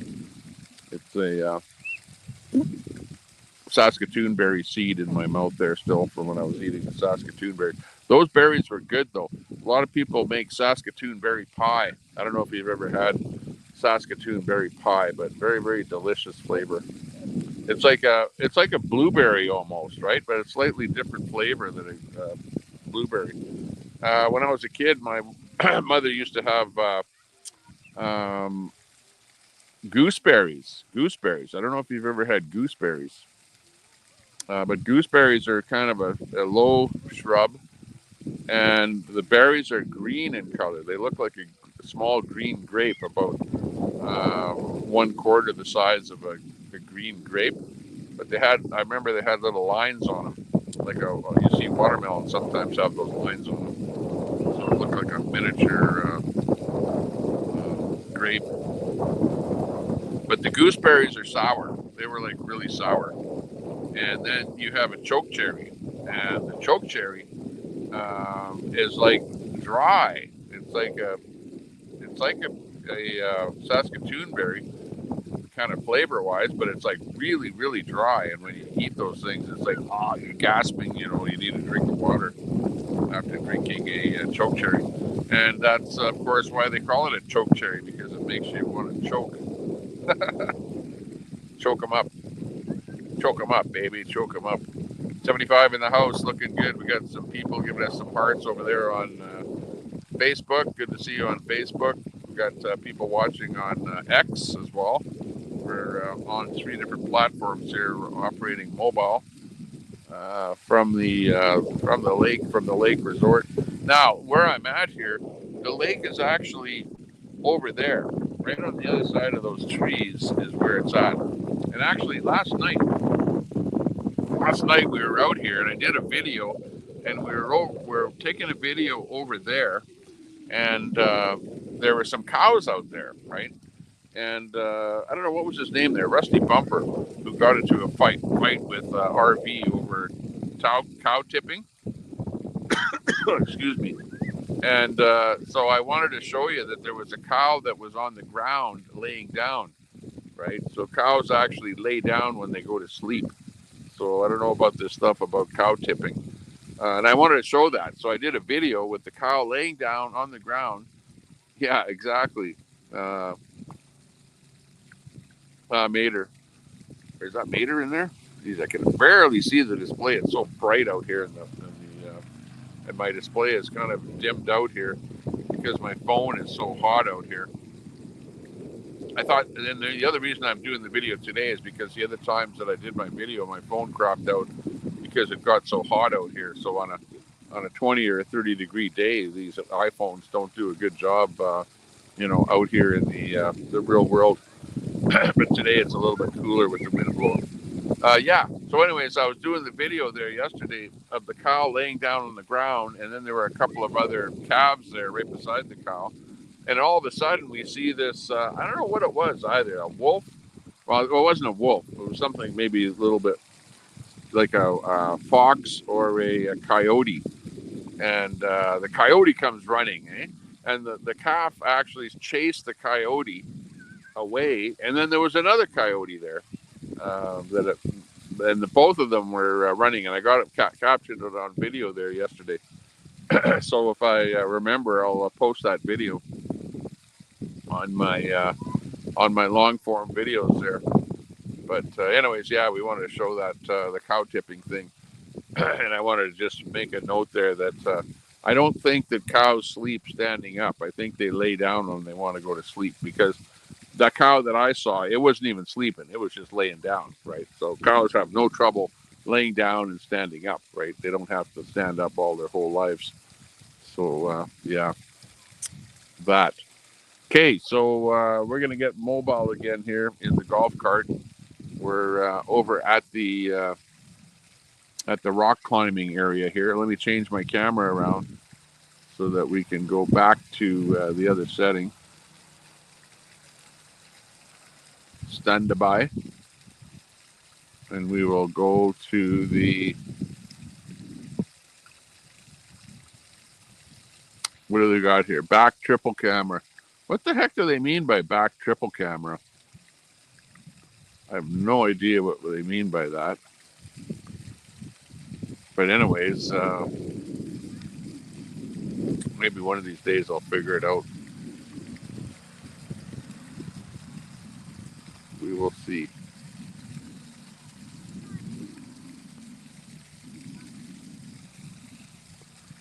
There we go.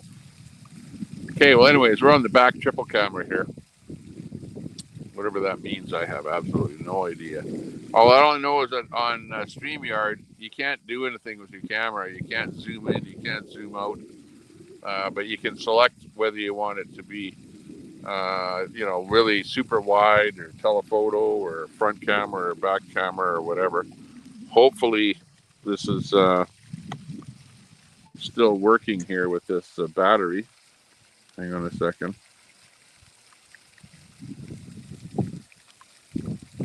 Push the button here and can't even tell if it's off or on here.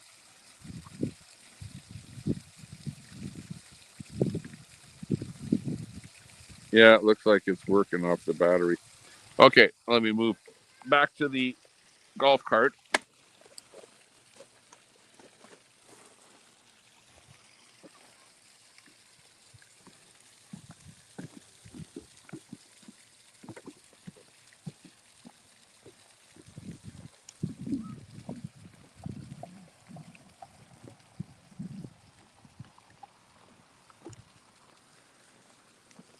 Now, people want to know where I'm at, but I can't tell you where I'm at because that would be doxing me.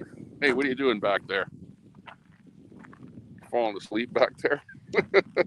You gonna ride there? Be careful because you fall out. Might fall out of there. Okay, well, you can ride back there. Okay, let's get going here. Oh, hang on, I've got to put it in gear. Did you turn the key? Oh, who turned off the key? Jeepers.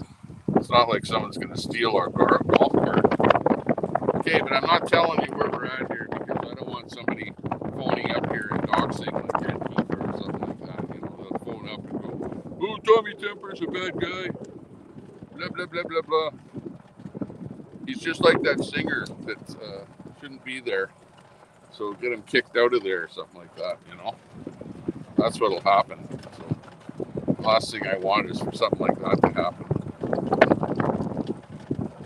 Whoa, it's a very steep hill here. Holy macaroni.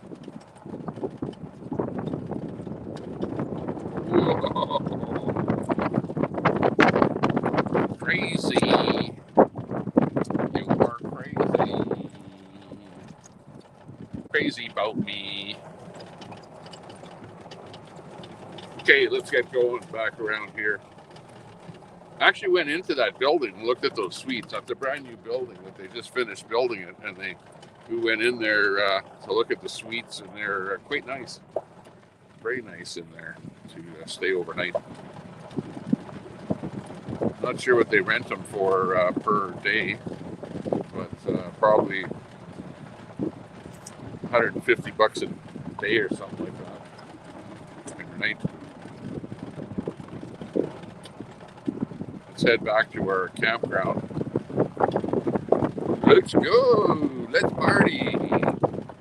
Party at the campground tonight. Party at Tommy Temper's tonight. Come on down. Come on down for a beer. Woo-hoo.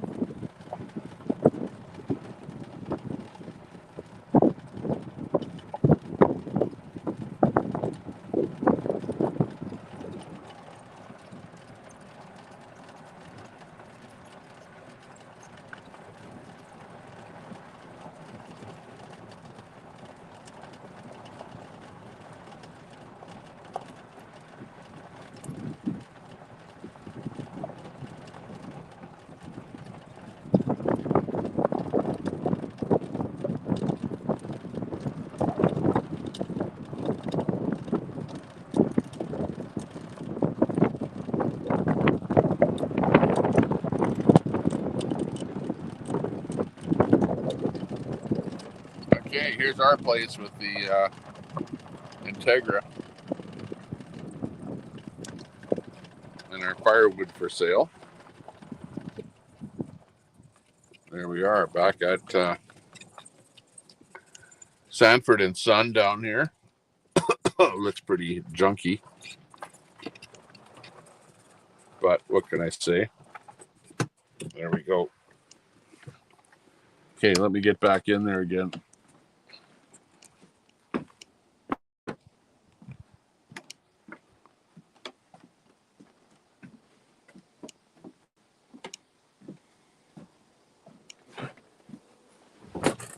Oh, okay, we made it back. Holy jeepers. Finally. Okay, let me just switch that camera over here.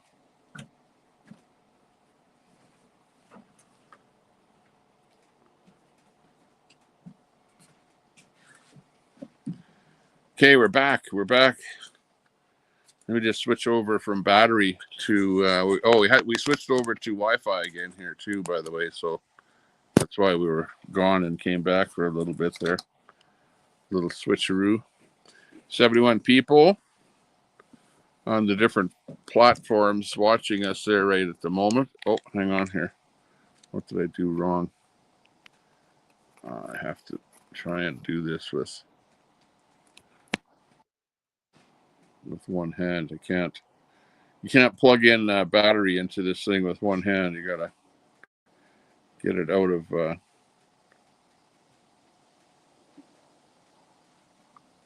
whatever. Do it with two hands. Hold the camera with one hand and plug it with the other. Okay, good. I can finally see the chat here again. Swordfish tonight. Yeah, swordfish would be nice. Fifth wheel needs a truck bed. That van doesn't have that. No, the truck itself isn't for pulling the fifth wheel. The fifth wheel needs a pickup truck to pull the fifth wheel. And I don't own a truck that will pull the fifth wheel. Okay, I did own a truck that pulled the fifth wheel, but it was in pretty bad shape, and I actually sold it there not that long ago. But it's not like I'm having to pull the fifth wheel around to different locations. You know, like the fifth wheel kind of sits in one spot, and we go mobiling around and camping out and whatever with the van, right? So that's the kind of the setup here. But what I'll have to do is I'll have to pay somebody to move the fifth wheel to our next location. So that'll be happening on the 15th or after the 15th of the month, because after the 15th is when we're moving from this campground to a new location, a new deluxe location that will be even cooler than this here. So yeah, that's pretty cool. Catamus Rex in there. How you doing?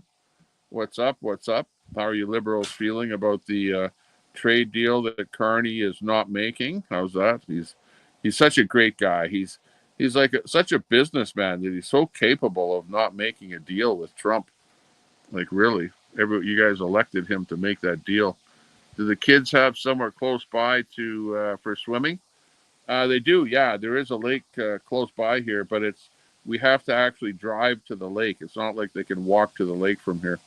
This is like a resort that is like close to the lake, but it's not right at the lake. But there's things to do here. Like, for example, there's a big slide here, a water slide, that they can go down in their, pontoons or, rubber tires and stuff like that. So, yeah, you can smoke weed here because the guy on the north side of me here, he smokes weed all the time here, and you can smell the skunk weed coming across here all the time. But yeah, people drink here, people smoke weed, people whatever go berserk and whatever, do what they want. They play some not so much loud music here though. Like even like right now, mind you, there's not many people here right now because it's not like a Friday or Saturday, but things build up here. Like on Friday, people all come out here, and they're out here for Friday, Saturday, Sunday, right? And then after that, then it gets quiet out here, and there's maybe not even 1/4 of the people are out here right at this moment in time. Like if you looked around when we did our drive around, you can kind of tell who's here by what cars are here. And a lot of the trailers didn't have any cars beside them, so the people aren't there. So yeah, it's like that kind of a place where it kind of builds up momentum on the weekends, and likewise they have more things to do on the weekends here. Let me have a drink here.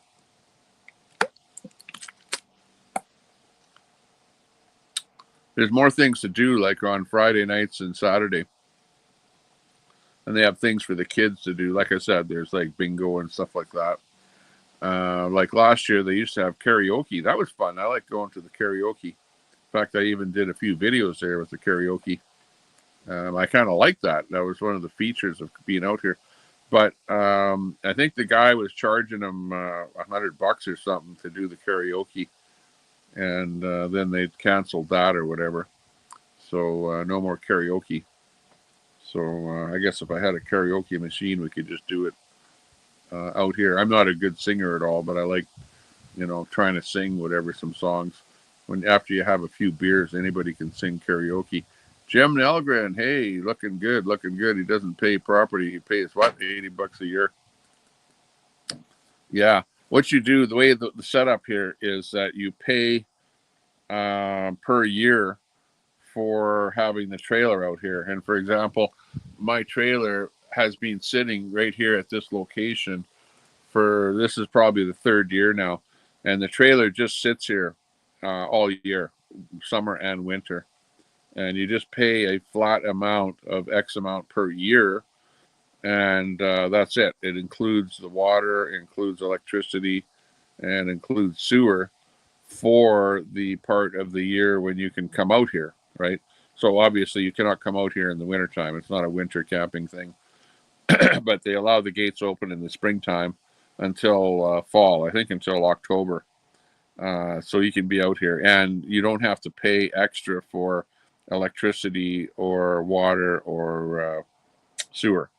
So with me, we have propane that we use out here for the barbecue, for example. And this trailer uses propane for heating, but it also has an electric heater in it, right? It's got a fireplace in it, and or you can bring your own heater, electric heater in the unit, whatever, and plug it in.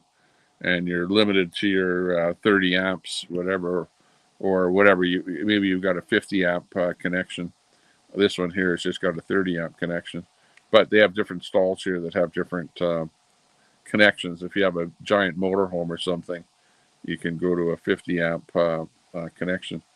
And then like heat at nighttime is just electricity.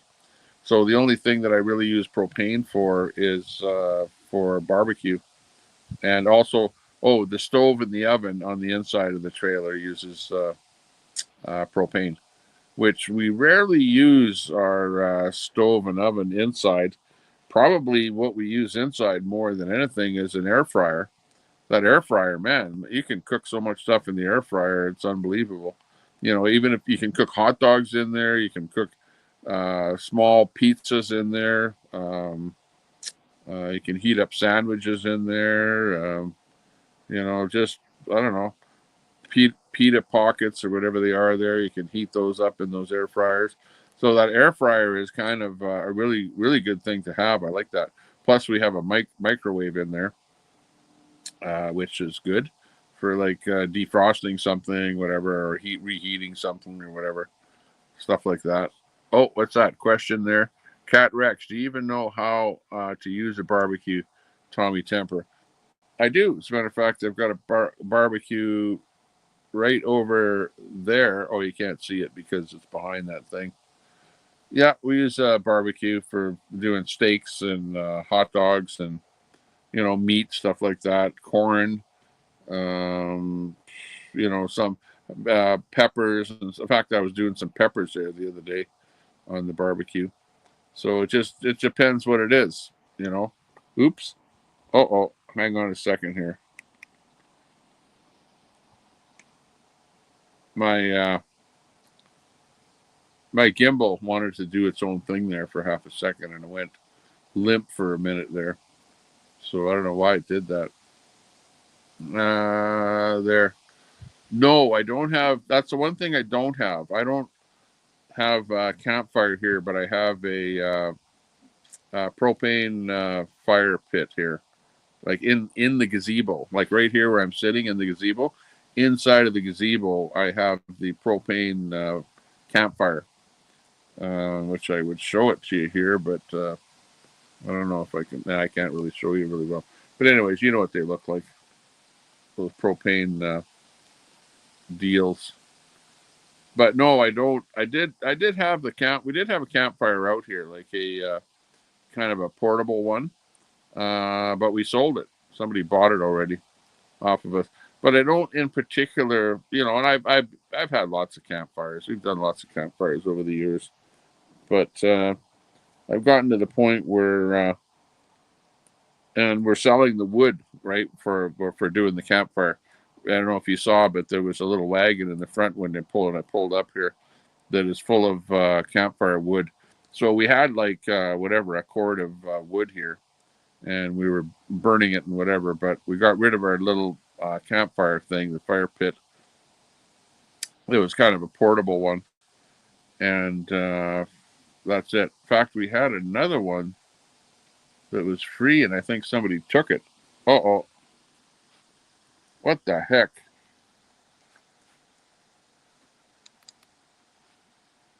I don't know why I still have 2 bars of battery on my gimbal here, so I don't know why the gimbal is going crazy on me here. But yeah, I've had lots of campfires in my life, but I've kind of gotten to the point that I don't really like having acrid smoke in my eyes, and that kind of stuff from the campfire. And you don't have that with the propane barbecue or the propane fire pit. When you can just light it when you want. But actually, I've got this other thing here that's pretty cool. Let me show it to you if I can show you it. Where is it there? Can you see that on my ceiling? You see this thing on the ceiling up here? There's a round thing there, and it's got 2 elements in it, and it's electric, and it's got, I don't know what the wattages are, probably like 500 and 1,000 or something like that. But it's an electric kind of a heater, and it's a radiant heater. And we've got that on the ceiling of this gazebo. And that thing works really, really good. So at nighttime, you just flick that thing on, and then you've got really nice heat coming down from the ceiling. If I want, I can turn on the propane barbecue, but then you're using propane, right? Which you have to refill those tanks all the time. Not that often, though, I'd have to say, especially when you're just using it for barbecue and the fire pit. And I've got the big screen TV out here. Like here, I'll turn around here. There you can see got the big screen TV out here. And yeah, I'm just kind of sitting out here watching the big screen TV and doing my thing. There's lots of junk that we have built up here that you can see over here on the table. We were getting everything set up with our sale here, our garage sale. Okay, let's see. We're gonna play a game of Urban Myth here. Hang on, as I'm live here. Urban Myth. Okay, let's see what we can come up with here in the Urban Myth game here.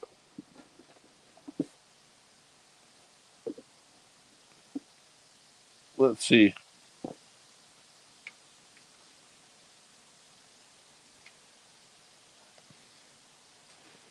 Okay, is this true? Okay, is it a truth or a myth? Okay, I'm going to ask you a question. Give you a couple seconds to answer, and you tell me whether it's true or a myth. Okay. President Bush asked American women to walk around naked in a bid to flush out Islamic extremists who religion claims it is a sin to set eyes on a naked woman. Is that true or is it a myth? President Bush asked American women to walk around naked. Is that true or a myth? There you go. We're going to play truth or myth here right now, okay? That's what it is, okay? I'll give you the Jim Nalgren says it's a myth. You're right. You're absolutely right. It's a myth. He did not say that. Okay, here's the next question. Okay, candy canes symbolize Jesus. The shape forms a letter J, and the colors represent both the purity and the blood of Christ. Is that truth or myth? Do you like those things? You can eat it. Yeah, I know. Oh, you didn't like it? You can eat that. Oh, okay. You're supposed to heat that up in the toaster, you know. Okay, is that truth or myth? Partabonza says truth. It's a myth. it's an urban myth. Oh, I should actually have that so you can read that. Truth, it's a myth. It did not happen. That's not what those candy canes are all about, those Christmas candy canes. Okay, here's another one. Colonel Oliver North warned America during the Iran-Contra hearings that Osama bin Laden was the most evil person alive. Did he actually say that, or is that just a myth? Colonel Oliver North warned America during the Iran-Contra hearings that Osama bin Laden was the most evil person alive. There you go. I think it's going to be, that one is a myth. I don't know who's saying what out there. And I've got one bar of power on my thingamajiggy here, on my gimbal. So my gimbal might go crazy here. And when my gimbal goes crazy, that's when I might have to stop my stream. Okay, let's go with the next one here. The Statue of Liberty. Okay, this is about the Statue of Liberty. You Americans should know this one.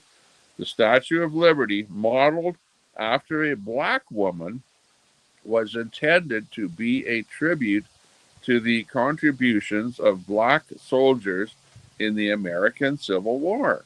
Is that true or false? Or is it a myth? Is it a truth or a myth? A truth or a myth? Let's see who can guess first there. Who's going to guess the right answer? I'll wait for a right answer to come in here. Hang on.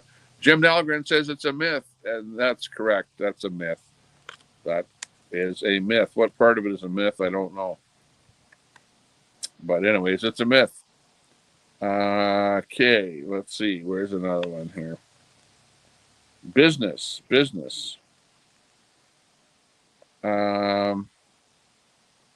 Samuel F.B. Morse invented the telegraph. Is that true or false? Samuel F.B. Morse invented the telegraph. Is that true or false? Edward Cam, you say true? Samuel F.B. Morse invented the telegraph. Jim Nalgren and Partabonza with false. Oh, true? Nope, that's false. It's a falsehood. I believe Samuel F.B. Morse invented the Morse code.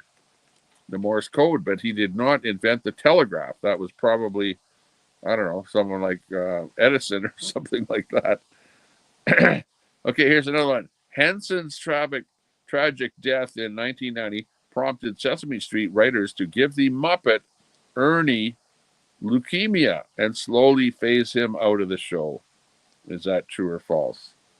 Did Ernie get leukemia and slowly get phased out of the show? Is that true or false? Myth? Is it truth or a myth? False. That's right. It's a myth. That did not happen. Just a myth.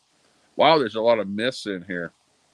If you guess myth, that's probably it. Okay, here's one that you Germans, if you are a German and follow Adolf Hitler, you should know the answer to this one. Okay, Adolf Hitler drew the first picture of what the Volkswagen Beetle should look like.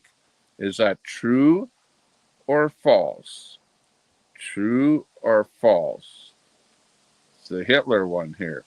Did Hitler draw a picture of what the Volkswagen Beetle should look like? Is he the first one that came out with the rendering of that? This is all okay. Oh, hang on. ABD, who's that? ABDPM says, oh, Jim says true. It is true. It is true. The answer is true.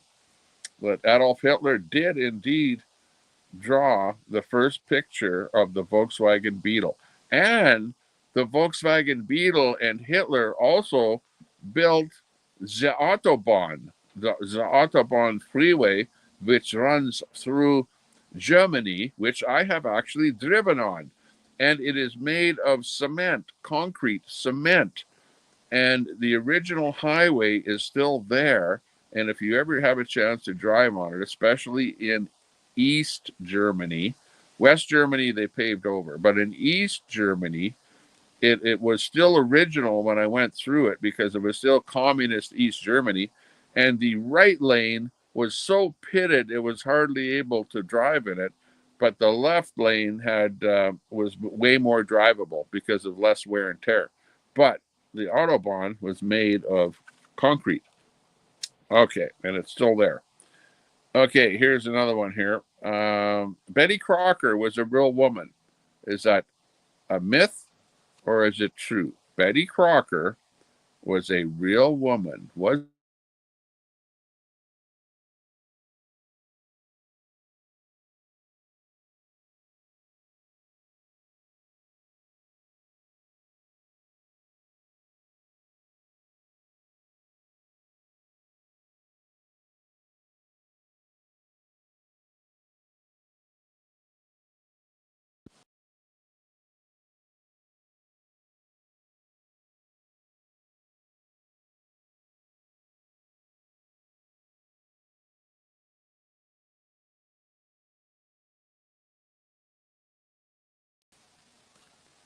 okay, the answer is no. Betty Crocker was not a real woman. That is a myth. Sorry about that. A phone call came in here, so I lost you. I lost the crowd that was watching there. Okay, let's come up with another one here. Another question. Here we go. The Ku Klux Klan owns Snapple. Is that true or is it just a myth? The Ku Klux Klan, the KKK, down with the KKK, down with the police, that KKK. The Ku Klux Klan owns Snapple. Is that true or is it just a myth? Betty Crocker was a fraud. Yeah, right. Jim Nelgren says it's a myth. Correct. It is a myth. Ku Klux Klan does not own Snapple. There you go. Okay, celebrity. That's a bad one there about AIDS. Got to pick a better question here, not about AIDS or something. Geez, a lot of Osama bin Laden stuff here. Osama bin Laden owns Citibank. Who the hell comes up with these questions? Of course he does not own Citibank. How about this one? James Watt invented the steam engine. Is that true or just a myth? James Watt invented the steam engine. True or just a myth? Jim, you're really good on these ones here. I don't know why. CJ in there. Yo, yo, yo. Jim Nalgren says true. You would be wrong with that one. That is a myth. James Watt did not invent the steam engine. I'm not sure who invented the steam engine. Don't ask me. But James Watt, I think his name is used for determining whatever wattage and things like that, light bulb watt and things like that. It's his. That's where they used his last name, as you well know. Geez, I don't know why they keep asking about this Ernie and my phone went berserk again there. Sorry about that. Okay, on the brink of bankruptcy, Enron paid $55 million in bonuses to 500 of its employees while laying off another 5,100 with 4,500 severance packages. Is that true or false? True or false? On the brink of bankruptcy, Enron paid out 55 million in bonuses and laid off another 5,100 with 4,500 in severance packages. True or false? True or false? Part of Bonds that says true. You would be right in saying true. Absolutely right. Oh, hang on. This phone is going berserk here. It's going absolutely berserk. Nature, nature, nature. Raccoons wash their food before eating. Is that true or just a myth? Raccoons wash their food before eating. Is that true or just a myth?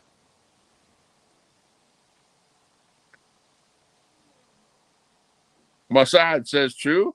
You're wrong. They do not wash their food before eating. They do not. I would have thought it was true too because I've actually seen them doing that. And, even those crows outside of my house, they like putting their food into the water and then eating the food after they put it into the water. But I think what they're doing is they're just making it soft or something like that, the food, by getting it wet. Maybe. I don't know.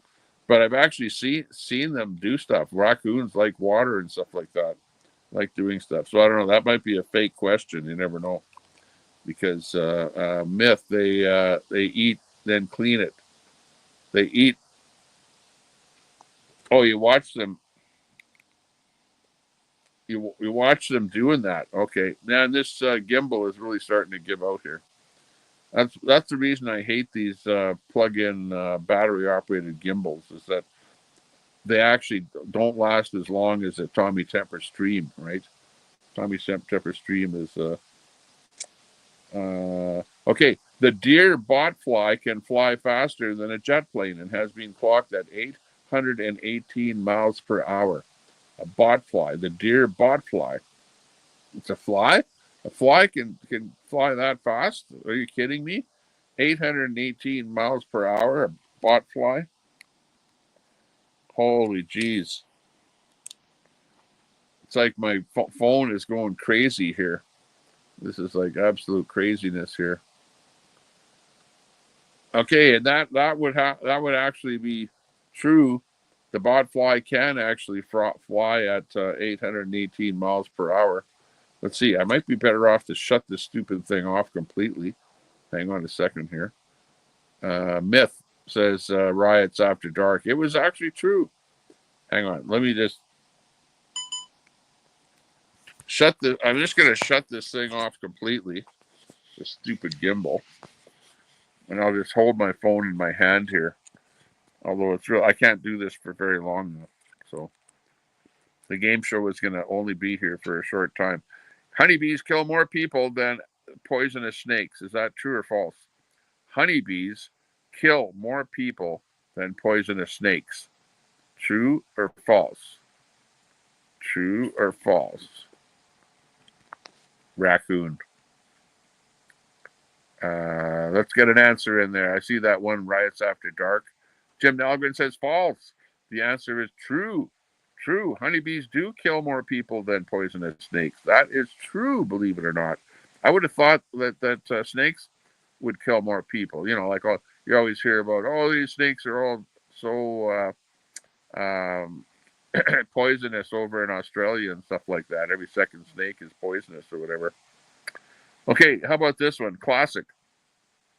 A woman who fell asleep on a mattress in Alabama in a garbage bin woke up hours later in a Georgia landfill more than 20 miles away. Is that true or false? A woman who fell asleep in Alabama in a garbage bin woke up hours later in a Georgia landfill more than 20 miles away. Partabanza for the win with Troy in there coming in second and PM in there. Mossad says hi to 12th Man. Hey, 12th Man, good to see you in there. We're down at the lake here, broadcasting live from the lake. And that is true. It is absolutely true. See, look at, I'll show you the card right there. Oh, you can't see it because it's backwards. Okay, but it's true. The woman did fall asleep in the garbage bin. People do that all the time. You hear about people dying, whatever, in those garbage bins, too. She's lucky that, however it happened, maybe they moved the garbage bin and then dumped it. I don't know. How about this one? Classics. A Michigan teen was suspended from his Ann Arbor high school for attending a Halloween party dressed as female genitalia. Is that true or false? A Michigan teen was suspended for dressing up at his Halloween as a female genitalia. Who writes these questions? Who? This is a really lefty organization that writes these questions, because there's all kind of AIDS questions, and now this one here. Give me a break on this here. Who talks about stuff like this in real life? But the answer to that one is true. It is true. He did dress up as a female genitalia and got suspended from his school. Oh my God. I know, I've seen those costumes at the LGBTQ parades, as a matter of fact. So yeah, people do dress. Usually it's women that dress. You know, a guy dressing up like that is not cool. Women dressing up like that, yeah, they can get away with it at the LGBTQ XYZ plus parade, or whatever they call it. Okay. Mel Gibson was horribly disfigured in a fight and had to go under years of cosmetic surgery. His story is the basis for the movie of The Man Without a Face. Is that true or false? Mel Gibson. Was he horribly disfigured? Is that true? Or is it a myth? True or myth? You guys would know that one. Mel Gibson, the famous Mel Gibson. Did it swallow the beer? What? The bee? The what? The beads. The beads. Oh, hang on. What happened to my comments here? I guess people have more time to be treated with snake bites. Yeah, exactly. Okay, the answer to this one is a myth. It's a myth. Mel Gibson did not get beat up and have to go through a lot of surgery. Okay. Marilyn Monroe has 11 toes. Is that true or a myth? Marilyn Monroe had 11 toes. Who writes these questions? Are you guys sane or what? Like, this is like craziness. Yeah, I'd believe that the snake kills more people than the bees, you know. But the answer to that one is myth. You're right. Myth. Marilyn Monroe had 11 toes. That is just a myth. Deb's Crazy Daily for the win. I don't know if I'm just looking at the screen here quickly. Okay, here's another one. Sylvester Stallone was originally slated to play the lead in Beverly Hills Cop. I'm not sure who. Wasn't that Eddie Murphy? And I forget who else Eddie Murphy was with. But did Sylvester Stallone, was he originally slated to play the lead in Beverly Hills Cop? That one is, first answer coming in would be, read an article on a baby, what ate a head of a snake. Myth. The answer is true. True, Partibonza. Sylvester Stallone was originally slated to play the lead. Okay, how about this one? A real tornado tore through a Canadian drive-in while the movie Twister was playing on the screen. Great movie to watch while there's a Twister, a tornado. A real tornado tore through a Canadian drive-in while the movie Twister played on the screen. Well, first of all, there aren't that many tornadoes in Canada, but actually I went through a tornado. There was a tornado. Hey, good to see you. Who's that in there? That's PM. Is that Masad in there? Looking good. Sorry, saw your question. You're too what? Missed that. They got this $ on my screen here that's right in the way of the comments. StreamYard, do something about your thing on a horizontal stream on a phone, because you can barely read the comments on here. And the other ones that are on screen are so tiny that I can't even see them on the on screen. Maybe I should actually turn on my TV and then look at it on there. But the answer is it's a myth. It's a myth. It did not actually happen. However, a tornado did pass by and ripped the roofs off of buildings 1 block away from where I was. and I was in the front vestibule of an apartment building looking out of the windows at in the opposite direction, right? The tornado was behind us as it was going by, and I was looking out the window, and believe me, those winds were so strong that I thought to myself, man, if you were standing outside here, you get blown away. And yeah, 1 block away from where I was watching that, the actual roofs of the houses got ripped right off. So I have firsthand knowledge, and I also saw the damage of the tornado when it went through, and that was in Edmonton in 1987. Is when the tornado went past Edmonton. It didn't hit the city directly, but it kind of hit the outskirts of the city, and I was right there, and I was on a call, and I had to go out to do like a service call, and they sent me right out to where in the path of the tornado. Believe it or not, that's how idiotic it was back then. That there was so little warning of any kind of a tornado or anything like that, and I almost got killed in a tornado. So there you go.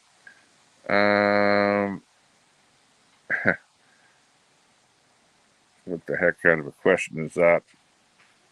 Like I said, these guys are pretty lefty here.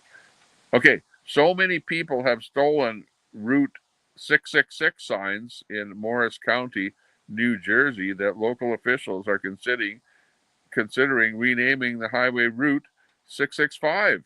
Is that true or false? True or false? Route 66. I've heard of Route 66.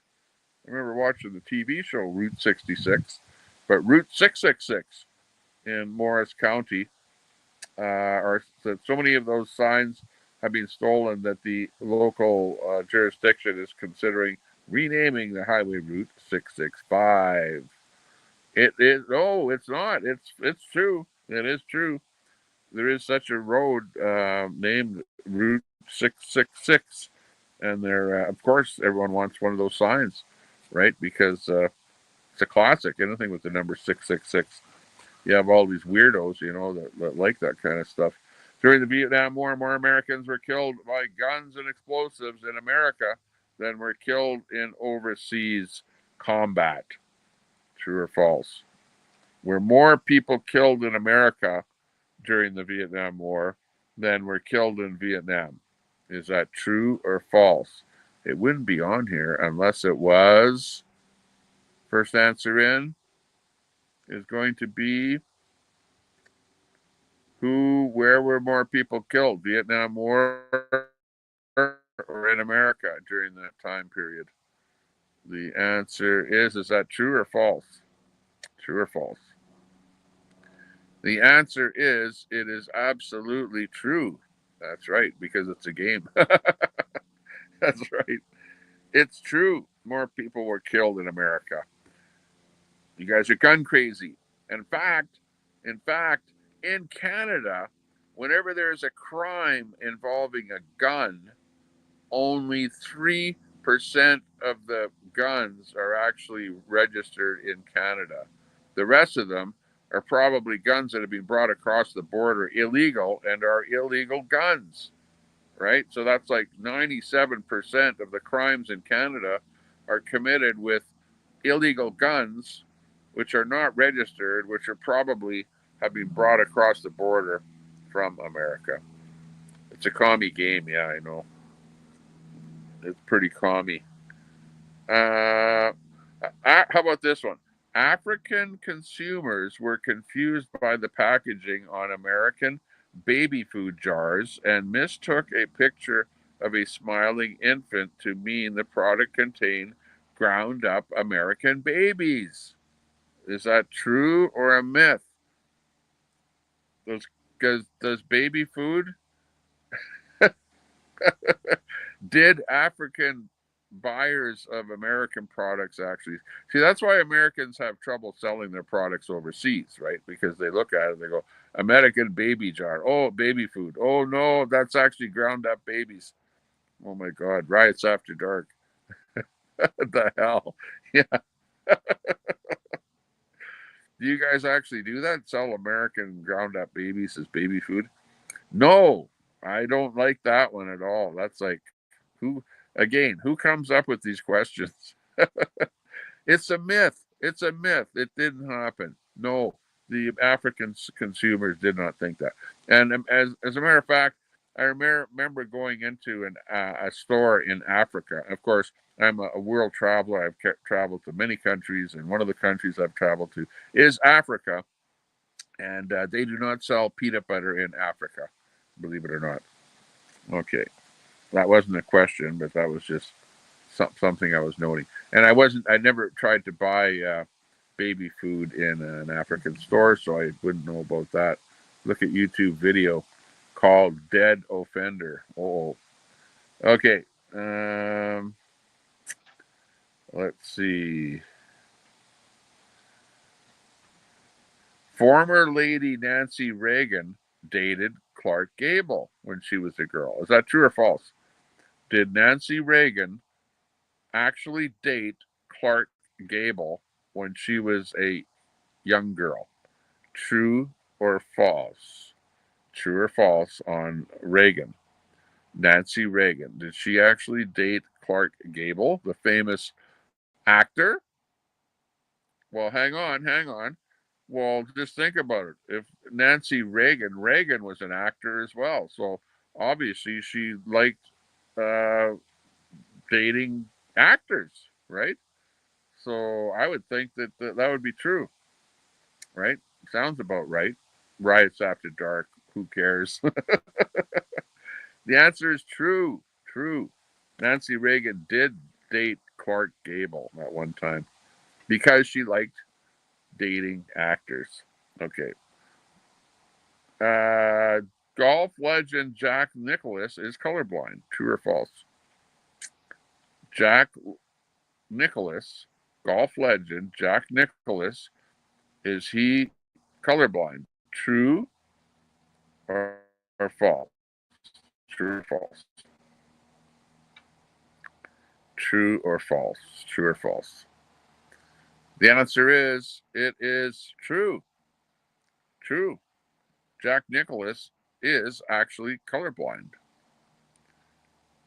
I guess all you have to do is, as long as he has a white ball and, the hole in the ground is black, whatever, you don't need to see color to be a golfer, really, honestly. But true, he is colorblind. That's another one. I'll give you a quick one here. Jim Neighbors and Rock Hudson were married.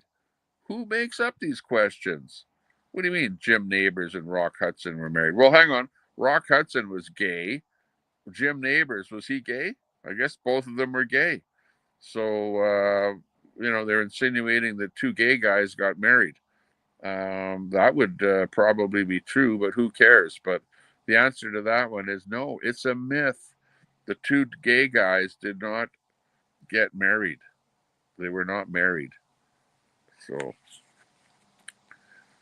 who cares? Honestly, who cares? Get a real question in here and cut with this LGBTQ crap with the game here. Let's get to some real questions. Jamie Lee Curtis was born with both male and female sex organs. Is that true or a myth? Jamie Lee Curtis was born with both male and female sex organs. See, there are people that are like not male and not female, right? Yeah, Troy, yeah, I agree. Who writes these questions? What the hell? What's the name of this game? Here, this is the name of the game here. You can't see it, but it says Urban Myth. Urban Myth. That guy right there writes these questions. The guy's loony. You can tell. Look at the picture of him. The guy is freaking just plain loony. Give me a break on this here. Holy crap. Holy shit, this is bad. This game is going from bad to worse here. Okay, I'm gonna have to cut the feed down here. So I'm gonna say at this point, thanks a lot for playing the game. That was really good. We'll play the game again when I go live. Okay, make it a nighttime thing where you can have a couple of drinks, to kind of make the questions flow down a little bit better, fly off the top of your head or whatever. Scumdog in there. Hey, good to see you. Good to see everyone in there. Woohoo! Big ups to everyone. But I've been live here for, let's see, I don't know how long I've been live here. 2 hours and 35 minutes. Wow, that's a long time. And we got 41 people with eyeballs on the stream here. I'm not sure how many are on YouTube, but we're on YouTube, Facebook, and on X. We got people watching on Facebook there. Good to see you all in there. Thanks a lot, everyone. Thanks a lot, everyone that's a mod in there for moderating and keeping the chat in good shape there. A couple of drinks and what's that? I'd get banned. Yeah, right. Yeah, maybe I should start swearing a little more and stuff like that. Do streams where I'm swearing a lot more. Maybe that'll keep everything going better. Mater97 says later, guys. There, yeah. Peace, everyone. Take care. Stay out of trouble. And yeah, we're going to shut it down here. 2.5 hours. I need something for my voice here. I do have something to drink here, but I can only talk so much. And I've got my Pop-Tart here, ready to eat my Pop-Tart here in the middle of the afternoon here. My son just brought the Pop-Tart over to me here. He ate one of them there, and he guess he couldn't eat the other one, so I'll eat the other one. We're out here at the lake, so we eat all kind of weird stuff here at weird times of the day. You know how it is when you have a limited supply of food, and you just kind of eat a little bit of everything. I'm not sure what maybe we'll have a pizza or something for supper here. Still got a couple of frozen pizzas in the freezer there, so maybe we'll do that. Wanda E, good to see you. Lemon juice, yeah, lemon juice and honey. That's good for my throat. It's not that I have a cold or anything like that, but just from talking so much, you get a kind of a dryness in your throat. But yeah, thanks a lot for joining us. Take care. Stay out of trouble. And if you can't stay out of trouble, name it after me, Tommy Temper. Peace. We're out.